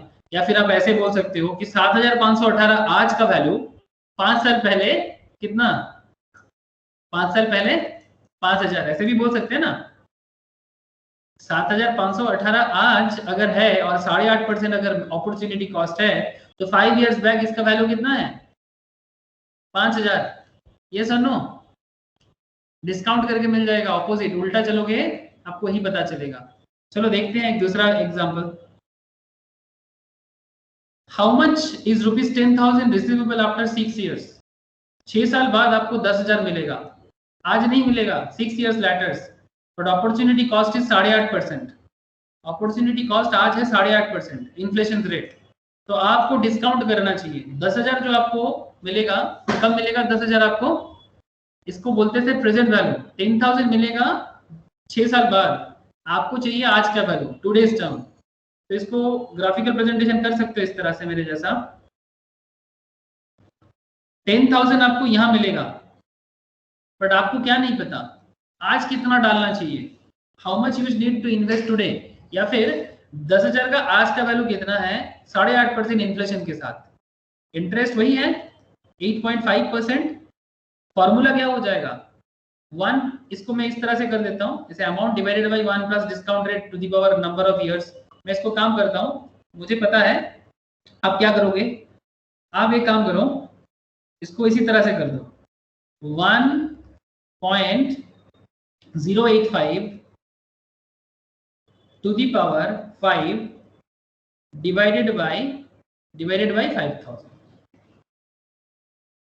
ठीक है, तो इसको कुछ इस तरह से कर सकते हो। इसको कैलकुलेटर में जब करना है ना, साइंटिफिक में इजीली हो जाएगा, बट इसमें भी इजीली हो जाएगा। क्या करना है आपको, आपको क्या करना है, जस्ट 1.085 को डिस्काउंट करना है। तो क्या करोगे, देखो सर मैं कर रहा हूं 1.085। कॉमर्शियल में क्या होता है, डिवाइड काउंट नहीं करता, तो 5 बार इक्वल देना है, एक इक्वल। ठीक है, मतलब एक बार डिवाइड दे दिया ना, फिर एक बार इक्वल, ठीक है, 2 बार, 3 बार, 4 बार, 5 बार, जो आएगा इसको इंटू 5000 इंटू सॉरी 10,000 ना, इंटू 10,000 करना चाहिए था मुझे। ओहो गलत हो गया। 1 पॉइंट आप लोग करके बताओ सर हुआ कि नहीं आप लोगों का। 1.085 डिवाइड 1 2 3 4 5 इंटू क्यों कर रहे जानते हो, बिकॉज मैंने ऑलरेडी डिवाइड करके फैक्टर निकाल दिया, उसको बोलते हैं डिस्काउंटिंग फैक्टर, इसीलिए मैं बाद में उसको इंटू कर देता हूँ 10,000 के साथ। 6,650। देखो तो सर मैच किया आंसर। ओहो 6 साल था, मैंने 5 साल कर दिया, सॉरी 6 इयर्स था। 6 इयर्स करोगे तो 6129 आ जाएगा। अगर 6 इयर्स करोगे ना तो 6129 आ जाएगा, मैंने 5 साल के हिसाब से कर दिया, सॉरी सर। तो क्या करना है, 1.085 डिवाइड कर देना है, फिर इक्वल देना है 6 बार। टू दी पावर में क्या है 6 है, 1 बार, 2 बार, 3 बार, 4 बार, 5 बार, 6 बार, जो आया इंटू 10,000। 6129 आ गया ना सर, क्या है। ओके, तो ये क्या है, सिंपल बात है। ऐसे तो ये कैलकुलेटर में सिंपल हो जाता है, फिर भी मैंने कैलकुलेट करके दिखाया, बस अंडरस्टैंडिंग के लिए, और कुछ बात नहीं है। तो ये आपको क्या बता रहा है? कुछ नहीं, सिंपल बात है कि जो आपको 10,000 फ्यूचर में मिल रहा है, ठीक है, 6 साल बाद मिल रहा है, उसका आज का वैल्यू क्या है? दिस इज कॉल्ड एनपीवी या present value, net present value. Now इसको हम जस्ट प्रेजेंट वैल्यू बोलेंगे। नाउ अब इससे क्या पता चलता है? एक दूसरा एग्जांपल देखते हैं। अच्छा, ये भी हमने आपको बता दिया, अगर आप ऑपोजिट में जाओगे ना, 7,518 जो आपको 5 साल बाद मिला था, उसका आज का वैल्यू क्या है? तो ये तो सिंपल टाइम वैल्यू मनी है, जिसमें हम लोग डिस्काउंटिंग और कंपाउंडिंग को एक बार याद कर लिए। डिस्काउंटिंग और कंपाउंडिंग को याद कर लिए। डिस्काउंट मतलब जो डिवाइड कर रहे हैं, और कंपाउंड मतलब जो फ्यूचर में जा रहा है। प्रेजेंट में आना मतलब डिस्काउंट, और फ्यूचर में जाना मतलब कंपाउंड। सिंपल बात है। नाउ पिज्जा में आ जाओ, फिर से पिज्जा में आ जाते हैं सर। हमारा पिज्जा मशीन जो था 5 लाख का था, सॉरी 5 लाख का हर साल मिलता है। क्या रे, पिज्जा मशीन से हर साल कितना मिल रहा है? याद आ रहा है कि नहीं आ रहा है? बोलो ना। 5 लाख मिल रहा है।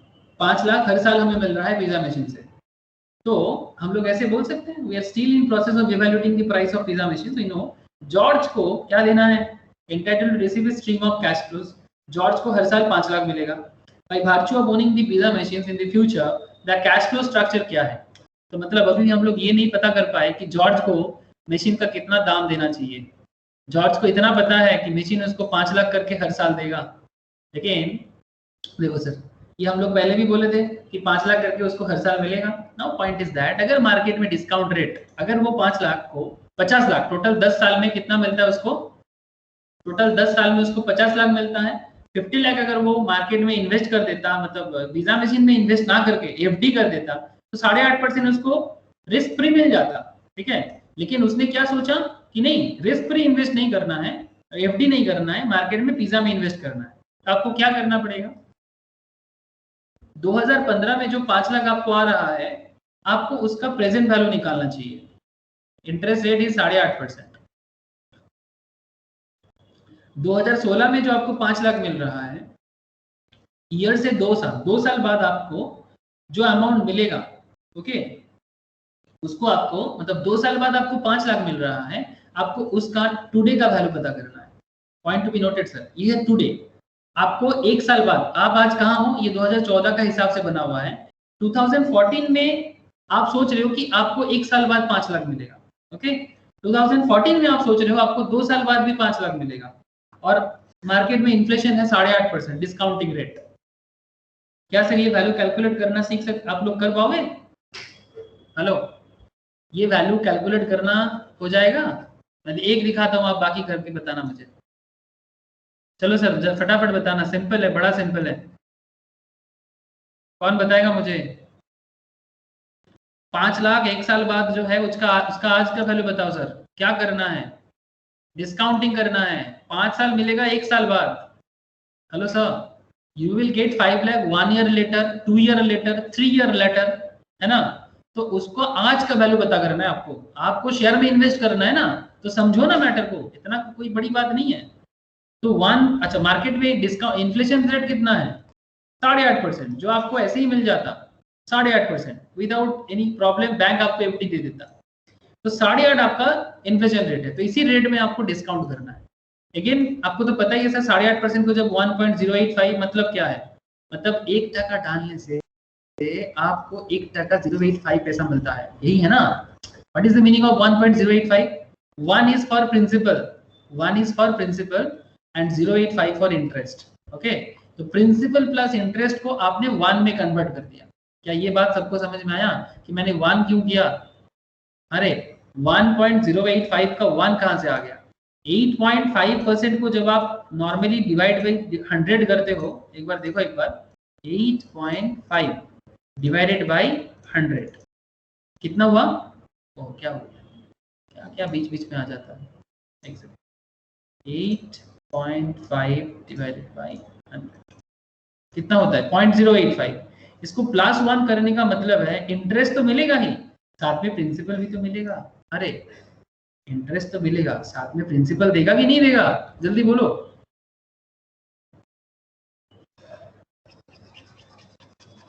अरे आप लोगों का हाँ ना पे डिपेंड करता है सर, मैं आगे बढ़ूंगा कि नहीं बढ़ूंगा। तो 1.085, अब इसको क्या करेंगे, डिस्काउंट कर देंगे आज के वैल्यू के लिए, डिवाइड करो 2 बार, फिर कितना साल के लिए, एक इक्वल मारो, एक इक्वल में जो वैल्यू आया ना इसको इंटू कर दो 5 लाख के साथ, 4,60,829। ये क्या है, व्हाट इज दिस, 4,60,829। मैच किया ना आंसर के साथ। 4,60,829 क्या है, जो 5 लाख आपको एक साल बाद मिलेगा, मार्केट में डिस्काउंट रेट 8.5%, उसका आज का वैल्यू है। जो आपको एक साल बाद मिलेगा वो एक्चुअली आज का वैल्यू इतना है सर। 8.5% रेट में एक साल बाद जो आपको 5 लाख मिलने वाला है वो आज के डेट में 4,60,829 है एक्चुअली। सिमिलरली 2 साल बाद का वैल्यू निकालो, फिर से दिखा रहा हूँ सर, अगर कैलकुलेशन समझ में नहीं आ रहा है तो फिर से देखो, 1.085 डिवाइड एक बार इक्वल में एक साल का, इसको बोलते हैं डिस्काउंट फैक्टर। ये जो मैं लिख रहा हूँ ना, ये सब जो निकल रहा है ना कैलकुलेटर में, इसको बोलते हैं सिर्फ डिस्काउंट फैक्टर। क्या बोलते हैं इसको, ये फर्स्ट ईयर का फैक्टर निकला, ठीक है। ऐसे सेकेंड ईयर का फैक्टर सेकेंड इक्वल में मिल जाएगा, ये है सेकेंड इक्वल का फैक्टर 2 साल का। ऐसे इक्वल करते जाओगे ना, आपको जितना साल का चाहिए उतना साल का, 10 साल का मिल जाएगा फैक्टर, और बस 5 लाख के साथ इंटू कर देना है, बस 5 लाख के साथ इंटू कर देना है। आपको बात समझ में आया, मैं इसको फिर से इंटू करता हूँ 5 लाख के साथ, 2 कहां से,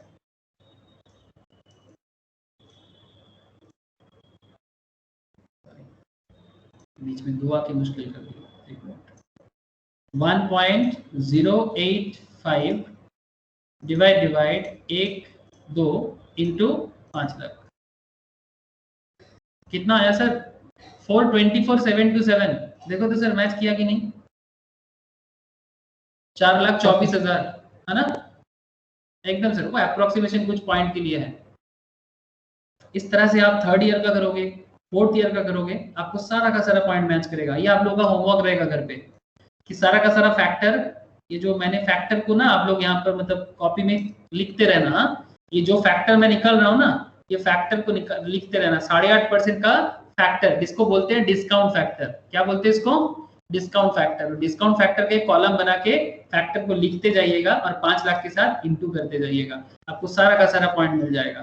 सर ये पॉइंट मिलने में क्या मिलता है हमें, अरे कुछ नहीं मिलता, आज आपको क्या दाम देना चाहिए पिज्जा मशीन का पता चल जाएगा।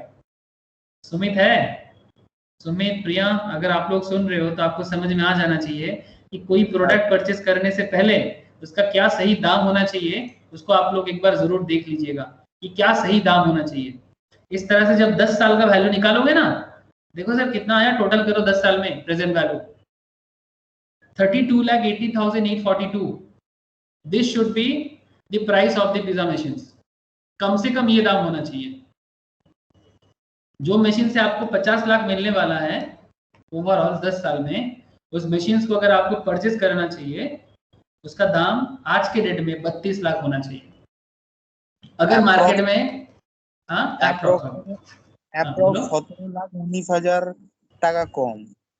हाँ ऑब्वियसली अप्रोक्स 17 लाख रुपीस कम, ठीक है। उसी में तभी ना आपको कुछ फायदा होगा और तभी आपका कुछ मतलब बनता है। 10 साल में 17 लाख नहीं, एक पिज्जा मशीन अगर आपको 10 साल में 17 लाख देगा तो ठीक है ना, ठीक है, 10 साल में 17 लाख, ठीक है, 17 लाख। बात समझ में आ रहा है सर? हाँ,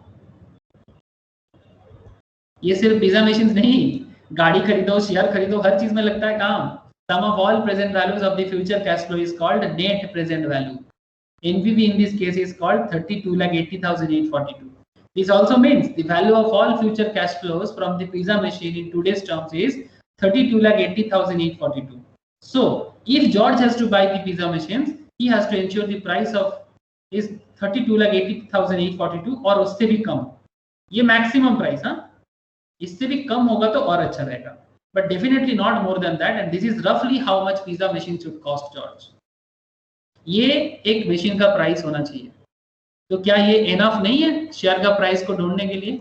अरे कोई पर्टिकुलर स्टॉक आपको एवरी ईयर या एवरी मंथ कितना रिटर्न दे रहा है, क्या उसके बेसिस में आप स्टॉक का कैश फ्लो नहीं निकाल सकते? Now think about this, what if we replace this pizza machine with a company? Can we discount all future cash flows that company earns with an intention to evaluate the company stock price? Company ने last कुछ सालों में क्या income किया, क्या उसको company के stock price में फर्क नहीं पड़ता? टाटा स्टील का केस स्टडीज करेंगे सर, 10-15 मिनट लगेगा, अभी आपको समझ आएगा कि मैं जो आपको बताने का कोशिश कर रहा हूँ इसको किस तरह से आप रियल लाइफ में यूटिलाइज करोगे. We can, yes we can, and in fact this is exactly what will we do in discounted cash flow model. इसी को डिस्काउंटेड कैश फ्लो मॉडल बोलते हैं सर, लेकिन ये इसका चर्चा नेक्स्ट क्लास में और भी जारी रहेगा. ओके, खत्म नहीं हुआ, अभी भी बहुत कुछ बोलना है, बट अभी मैं आपको केस स्टडीज के साथ थोड़ा आज का टॉपिक को कनेक्ट करना चाहता हूँ और रियल में टाटा स्टील के ऊपर जोरदार रीजंस है टाटा स्टील में इन्वेस्ट करने का. ठीक है, तो वही रीजंस भी एक बार आपसे बात कर लेता हूँ. क्या दिखाई दे रहा है आप लोगों को टाटा स्टील? चलो सर 10 मिनट बताऊंगा, आप लोग प्लीज थोड़ा कोऑपरेट कीजिए और पेशेंस के साथ देखिए. टाटा स्टील का फंडामेंटल्स. हेलो सर, अनिमेश, भैया सुनाई दे रहा है ना? समझ में आ रहा है कि नहीं? हाँ सर, है दादा. देखो सर, अगर आपने आज का कॉन्सेप्ट समझ में आया आपको, ऐसे अगर किसी को टाइम वैल्यू ऑफ मनी वगैरह और अच्छे से समझना है तो मैं उसको एक ही चीज रिकमेंड कर सकता हूँ. फाइनेंशियल मैनेजमेंट अगर पढ़ोगे तो आप सीरियसली समझ पाओगे कि क्या अंदर का खेल है. लेकिन ये बेसिक है, ये जो मैं आज आपको बताया इट्स सिंपल बेसिक. क्या है रोशनी, प्रिया, आप लोग बता सकते हो? इट्स बेसिक है ना सुमित? ये जो मैं अभी आपको डिस्काउंटिंग कंपाउंडिंग समझा रहा था ये एकदम बेसिक्स ऑफ फाइनेंस है. इतना तो रे. हाँ सर. मतलब अगर और गहराई समझना है तो आपको और गहराई से फाइनेंस को समझना पड़ सकता है, बट ओके, बट इतने में आप काम चला सकते हो. काम चलाने के लिए ठीक है. तो टाटा स्टील से एक लास्ट वाला वर्ड ध्यान रखिएगा कि जब भी कंपनी का शेयर प्राइस में इफेक्ट आता है, एक लास्ट लाइन, ये लास्ट लाइन बहुत मजेदार लाइन बोला है, ये जो मैंने आपको अभी पढ़ाया. Can we discount all future cash flows that company earns with an intention to evaluate the company stock price? Last कुछ सालों में कंपनी ने जो कैश का फ्लो किया अपने बिजनेस में, जो अर्निंग किया कंपनी ने, वही तो उसके स्टॉक प्राइस में इफेक्ट आया सर. अरे कंपनी का स्टॉक प्राइस में इफेक्ट कब कब होता है? जब उसका बिजनेस में प्रॉफिट होता है. यस और नो? ये बात है ना, ये बात तो मानो. ये देखो सर, ये टाटा स्टील का मैं फंडामेंटल्स लेके ही बैठ के रखा था. अगर आप लास्ट 4-5 सालों में देखते हो टाटा स्टील का रेवेन्यू देखो. टाटा स्टील फाइनेंशियल ईयर 2018, 19, 20, 21 चार साल का है. उससे पीछे भी जाओगे तो मिलेगा. अगर आप अर्निंग भी देखते हो, नेट इनकम 13,434 करोड़, 10,218 करोड़, 1,550 मतलब जस्ट 1,556 करोड़, और अभी 7,490 करोड़ इस साल. ओके, अभी भी चल रहा है, सॉरी खत्म हो गया, अभी न्यू ईयर चल रहा है 22-23 है ना? नहीं सॉरी 21-22 चल रहा है ना, सॉरी 21-22 चल रहा है. ये 21 के एंड का रिजल्ट है, 2021 का एंड का रिजल्ट है. तो अब पॉइंट इज दैट आप देख सकते हो कि लास्ट 4-5 साल में टाटा स्टील में हुआ क्या है. अगर आप लास्ट 4-5 साल का डेटा चेक करना चाहते हो, चेक करो यहाँ पर. लास्ट 4-5 ईयर्स में टाटा स्टील के स्टॉक प्राइस में क्या उथल पथल मचा है. देखो सर, ये लास्ट 4 साल का सिचुएशन है. उसके बाद सिचुएशंस में बिकॉज 18-19 वगैरह में अगर आप देखे हो तो अभी आप लोगों को जो मैं फाइनेंशियल दिखाया, कंपनी का जो नेट इनकम है वो गिर चुका था, लेकिन फिर से कंपनी अपने आप को संभाला और फिर से कंपनी का फ्यूचर दिखा और इसलिए टाटा स्टील में ग्रोथ दिख रहा है. ओके, तो चलो सर कुछ ऐसा ही फाइनेंशियल कॉन्सेप्ट को लेके मैं आपसे बात करता हूँ कि क्या स्टॉक प्राइस सही है, क्या उसका इंट्रिंसिक वैल्यू सही है. ठीक है, ऐसे इंट्रिंसिक वैल्यू का तो आज मैंने बेसिक बताया. नेक्स्ट क्लास में आप लोगों को और डिटेल्स में बताऊंगा कि किस तरह से इंट्रिंसिक वैल्यू को आप स्टॉक के लिए कनेक्ट कर पाओगे, उसका अर्निंग को किस तरह से आप डिस्काउंटेड कैश फ्लो में कन्वर्ट कर पाओगे. ये तो आज शुरू है, नेक्स्ट क्लास में और चर्चा जारी रहेगा. बट ये टाटा स्टील तो समझ लो सर. ऐसे टाटा स्टील का क्या बोल रहे हैं सर? इंट्रिंसिक वैल्यू बोल रहा है कि इंट्रिंसिक वैल्यू इसका मतलब मार्केट प्राइस इंट्रिंसिक वैल्यू से कम है, मतलब इंट्रिंसिक वैल्यू में तो सबको जाना ही पड़ता है. ये one of the basic point है टाटा स्टील का, जिसने एनालिस्ट के लिए इसीलिए 90% चांसेस दिया है कि स्टॉक बाय करने के लिए बोला है. ठीक है, ये एक अच्छा पॉइंट है. लेकिन ऐसा क्यों बोला है? 90% एनालिस्ट क्यों ऐसा बोल रहा है, क्या फंडामेंटल्स दिखा उनको, चलो बात करते हैं। Before we discuss the turning fortunes of the steel makers, perhaps it makes sense to revisit the predicament that we have been dealing with the past couple of years. 2019 was not great year for steel companies, है ना sir. Steel companies के लिए ही, not just Tata motors, steel companies के लिए भी ये कुछ अच्छा टाइम नहीं गया था। कैसे पता करोगे? फाइनेंशियल्स में जाओ, टाटा स्टील देख लो, इसका एक सबसे बड़ा कॉम्पिटिटर है जेएसडब्ल्यू स्टील। नाम सुना है आप लोग? अरे जेएसडब्ल्यू स्टील का नाम सुना होगा। ये टाटा स्टील का एक बहुत ही अच्छा कॉम्पिटिटर है। तो ये देखो टाटा स्टील 19 में देखो, 1920 जो पीरियड है इसमें प्रॉफिट देख सकते हो। प्रॉफिट बिफोर टैक्स देखो सर, नेगेटिव में है PBT, profit before tax negative में है, ठीक है। 1920 सिचुएशंस में सिचुएशंस बहुत ही खराब गया है, तो स्टील मेकर्स के लिए बहुत अच्छा टाइम नहीं गया। इवन जेएसडब्ल्यू का भी नॉट सो गुड सर। अगर आप जेएसडब्ल्यू स्टील का भी देखते हो तो बहुत ही बड़ा कॉम्पिटिटर ना हो। अब सर ऐसा क्या हो गया कि आजकल परचेज के लिए मतलब टाटा स्टील में बाय क्यों आ रहा है? देखो मेन प्रॉब्लम है general slowdown preventing all works of life. Real estate was not exactly booming. Steel का मेन यूज रियल एस्टेट में बहुत ज्यादा होता है, इंफ्रास्ट्रक्चर में। Auto sector was barely limping along and global factors were not kind to the likes of Tata steel. In fact demand for steel collapsed rather precipitously and prices. मतलब कहने का मतलब यही है कि इसका जो डिमांड है ना ये धीरे धीरे मतलब कोलैप्स कर गया, ठीक है। अब ये कोलैप्स करने के पीछे ये 4 साल लोअर में पहुंच गया।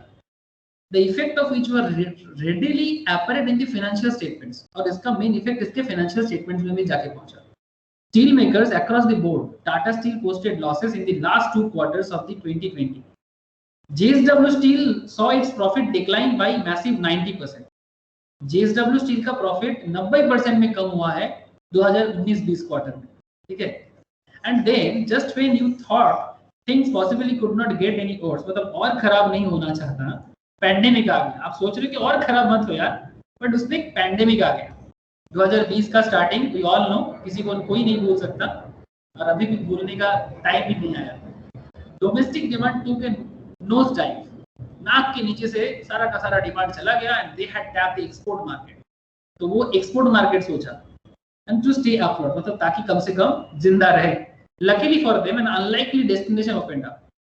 जिस टाइम पे इंडिया में डोमेस्टिक मार्केट खत्म होने को है, 2020 इंडिया में पैंडेमिक स्टार्ट हुआ, एक मार्केट स्टार्ट हो गया जो उन लोगों ने सोचा भी नहीं था, दैट इज चाइना का मार्केट।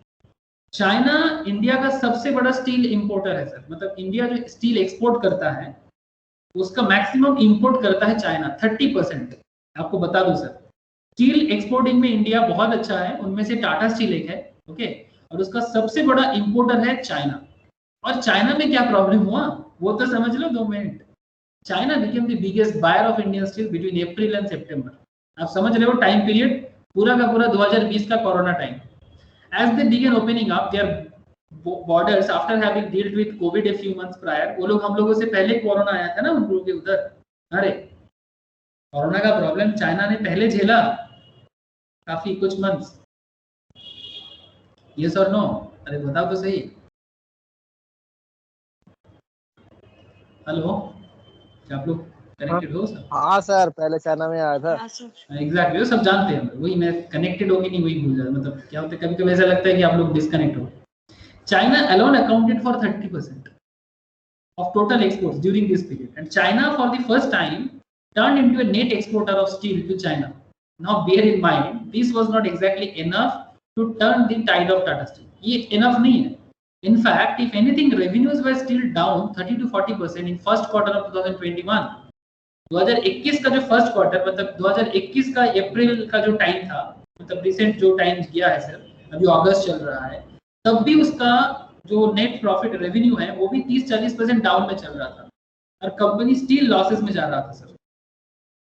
मतलब इस पर्टिकुलर जो ईयर चल रहा है, इसी ईयर में बात कर रहा हूँ, but it was a sign of thing to come. And in the second quarter, ठीक है, दैट इज अप्रैल में जून एंड जुलाई अगस्त सितंबर, ये जो ठीक है जो क्वार्टर अभी चल रहा है, the second quarter their fortune turn completely, मतलब उनका पूरा फॉर्च्यून चेंज हो गया। Demand from domestic industries return in a big way as people began splurging on automobiles, homes, and other steel products.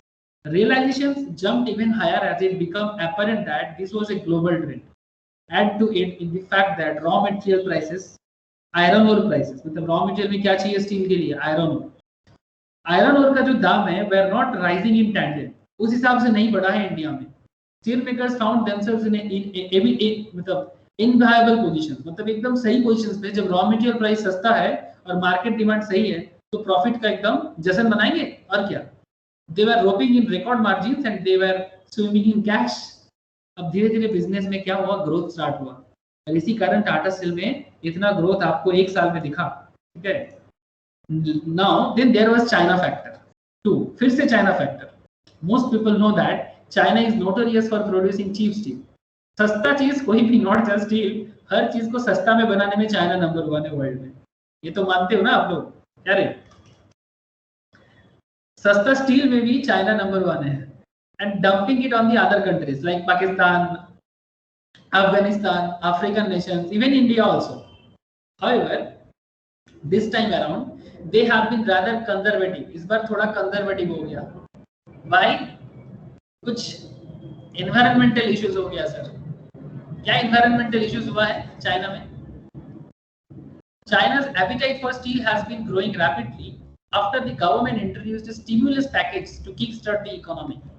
They are spending big for infrastructure projects and they have come to realize the need for inexpensive domestic steel.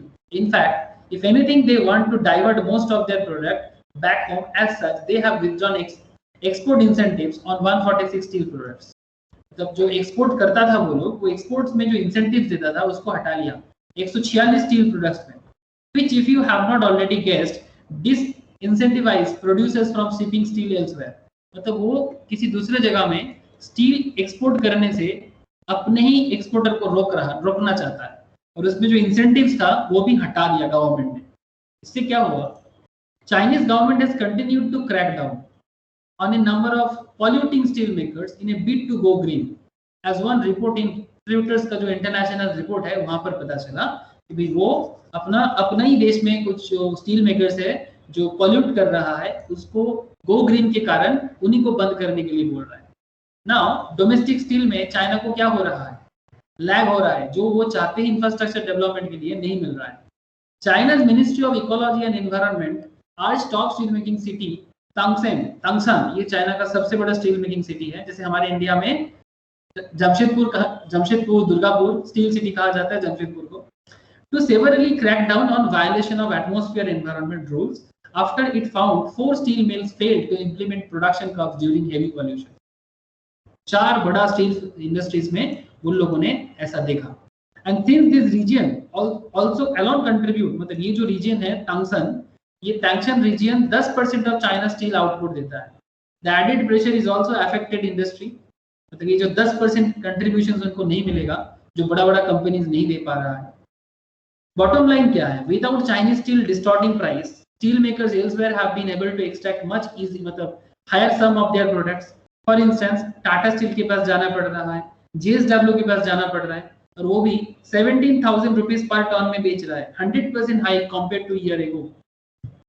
आप समझ रहे हो sir? Crazy thing हो रहा है. सो इसी कारण है कि टाटा स्टील का स्टॉक प्राइस में ये रैली आ रहा है एक साल में. Well, because they have been posting exceptional numbers for a while now. Last December, the company earned the highest ever operating profit in March quarter 2000, मतलब March quarter जो था 21 में. They posted record net profits too in June quarter. Now, Tata Steel revenue jumped 109%. They earned a profit of 8,900 crore compared to a loss of 4,400 crore in the same period last year. Last year 4,400 crore का loss था same period में, इस बार 8,900 करोड़ का profit हुआ. मतलब आप सोच सकते हो कि एक पॉजिटिव, पूरा का पूरा पॉजिटिव खेल चालू हो गया, जो इस पर्टिकुलर स्टॉक को एनालिस्ट के लिए 90% बाई के लिए बताया जा रहा है. आप यहाँ पर स्टील फाइनेंशियल्स देख सकते हो कि किस तरह से लास्ट 12 से लेके 21 का प्रॉफिट है, रेवेन्यू है, सॉरी 133,000 करोड़, 135,000 करोड़, ठीक है, 1000 करोड़ में है. Recently 156,000 crore का revenue, और here is a profit. Revenue के बेसिस में आपको प्रॉफिट भी दिखाई दे रहा होगा, दिख रहा है ना? अरे क्या रेवेन्यू के साथ साथ प्रॉफिट दिखाई दे रहा है? ठीक है, रिसेंटली अगर देखोगे तो ऑलमोस्ट 7000 करोड़ का प्रॉफिट जो हम लोग ऐसे भी यहाँ से भी देख सकते थे। हम लोग यहाँ भी टिकट टैप पे हम लोगों ने देखा ना 7490 करोड़ का नेट इनकम, है ना? तो ये रिसेंट ट्रेंड में टाटा स्टील का कहानी है। If this is not evidence of purple patch मतलब positive vibe of Tata steel, then we do not know what is. Having said that, एक चीज याद रखिएगा sir, do remember steel making is highly volatile enterprise. इसका कब market down हो जाए इसके लेके थोड़ा चिंता है। हर चीज का एक नेगेटिव इशू होता है, स्टील का भी यही है कि कब मार्केट डिमांड में प्रॉब्लम हो जाए इसको लेके थोड़ा चिंता। The cycle peaks on some occasions and then bottoms out during others. कभी बहुत ज्यादा होता है, कभी कुछ नहीं होता। एंड व्हाइल प्रोस्पेक्ट्स में लोग एक्सट्रीमली प्रीटी टुडे, आज भी प्रोस्पेक्ट बहुत हाई है, मार्केट फंडामेंटल्स बहुत अच्छा है, जिसके कारण आपको थोड़ा केयरफुल भी रहना चाहिए, बट पॉजिटिव वाइब के साथ आप टाटा स्टील के साथ जा सकते हैं। आप लोगों को मैं एक चीज जरूर बोलूंगा, टाटा स्टील के बारे में और भी कुछ फंडामेंटल इश्यूज अगर आपको मिलता है, आप वो स्टोरी शेयर कीजिए हमारे व्हाट्सएप ग्रुप में एज वेल एज हमारे टेलीग्राम चैनल में। ठीक है, आप लोग अपना एनालिसिस अगर देते रहिए, एक दूसरे के साथ शेयर करेंगे तो आपको भी पता चलेगा कि कोई मतलब क्यों किसी शेयर में दम दिखता है और कभी किसी शेयर में क्यों दम नहीं दिखता। आई होप कि समझ में आ रहा है आप लोगों को फंडामेंटल एनालिसिस। बोलो सर, आप कोई क्वेश्चन है तो कर सकते हो। मैंने अपनी तरफ से जो बताना था आपको आज बताया। बोलो सर, अनिमेश, प्रिया, रोशनी, शुभो, सुमित, विक्रांत, सभी को पूछता हूँ। बोलो सर। हाँ सर ठीक है, समझ में आया है। आया समझ में? हाँ बोल शुभजीत बोल। হ্যালো সেলের উপরও তো একটা ই করতে পারতেন, সেলের অথরিটি অফ উপর? ইন্ডিয়া। ও আচ্ছা, সেলের উপরে। আচ্ছা ঠিক আছে, তাহলে তোরা একটা কাজ कर। चलो अच्छा बात बोला है शुभो ने कि अगर टाटा स्टील के बारे में बोला तो फिर सेल के बारे में भी करना चाहिए। अगर नेक्स्ट क्लास में मुझे सेल के बारे में मैं कुछ देखता हूँ। इन द मेन टाइम आप लोग टेलीग्राम चैनल में as well as WhatsApp channel में सेल के बारे में क्या फंडामेंटल्स आपको मिलता है वो आप लोग शेयर करो। ठीक है, गूगल करो, जहां से जो मर्जी निकालो, निकाल के आप देखो कि क्या पॉजिटिव वाइब दिख रहा है कि नहीं। দাদা সুমিত কিন্তু আগের বছর থেকে 35 টাকা দিয়ে সেলের উপর টার্গেট নিয়ে আছে। Yes I know. সুমিত, আর সুমিত বল বল, সুমিত বল। বলছি যে রেকর্ডিংটা একটু বন্ধ করবে, আমি আমার একটা ক্যালকুলেশন বলবো, মানে আমি হ্যাপিয়েস্ট মাইন্ডের উপর একটা ক্যালকুলেট করেছিলাম, মানে ওটার এস্টিমেট প্রাইস 2026 আর 2031 এ কি হতে পারে। अच्छा तो बोल ना, बोल ना, ऑर्डर रिलेटेड बोल। হচ্ছে দেখো দাদা, হ্যাপিয়েস্ট মাইন্ড হচ্ছে ইউএস এর একটা ব্র্যান্ড।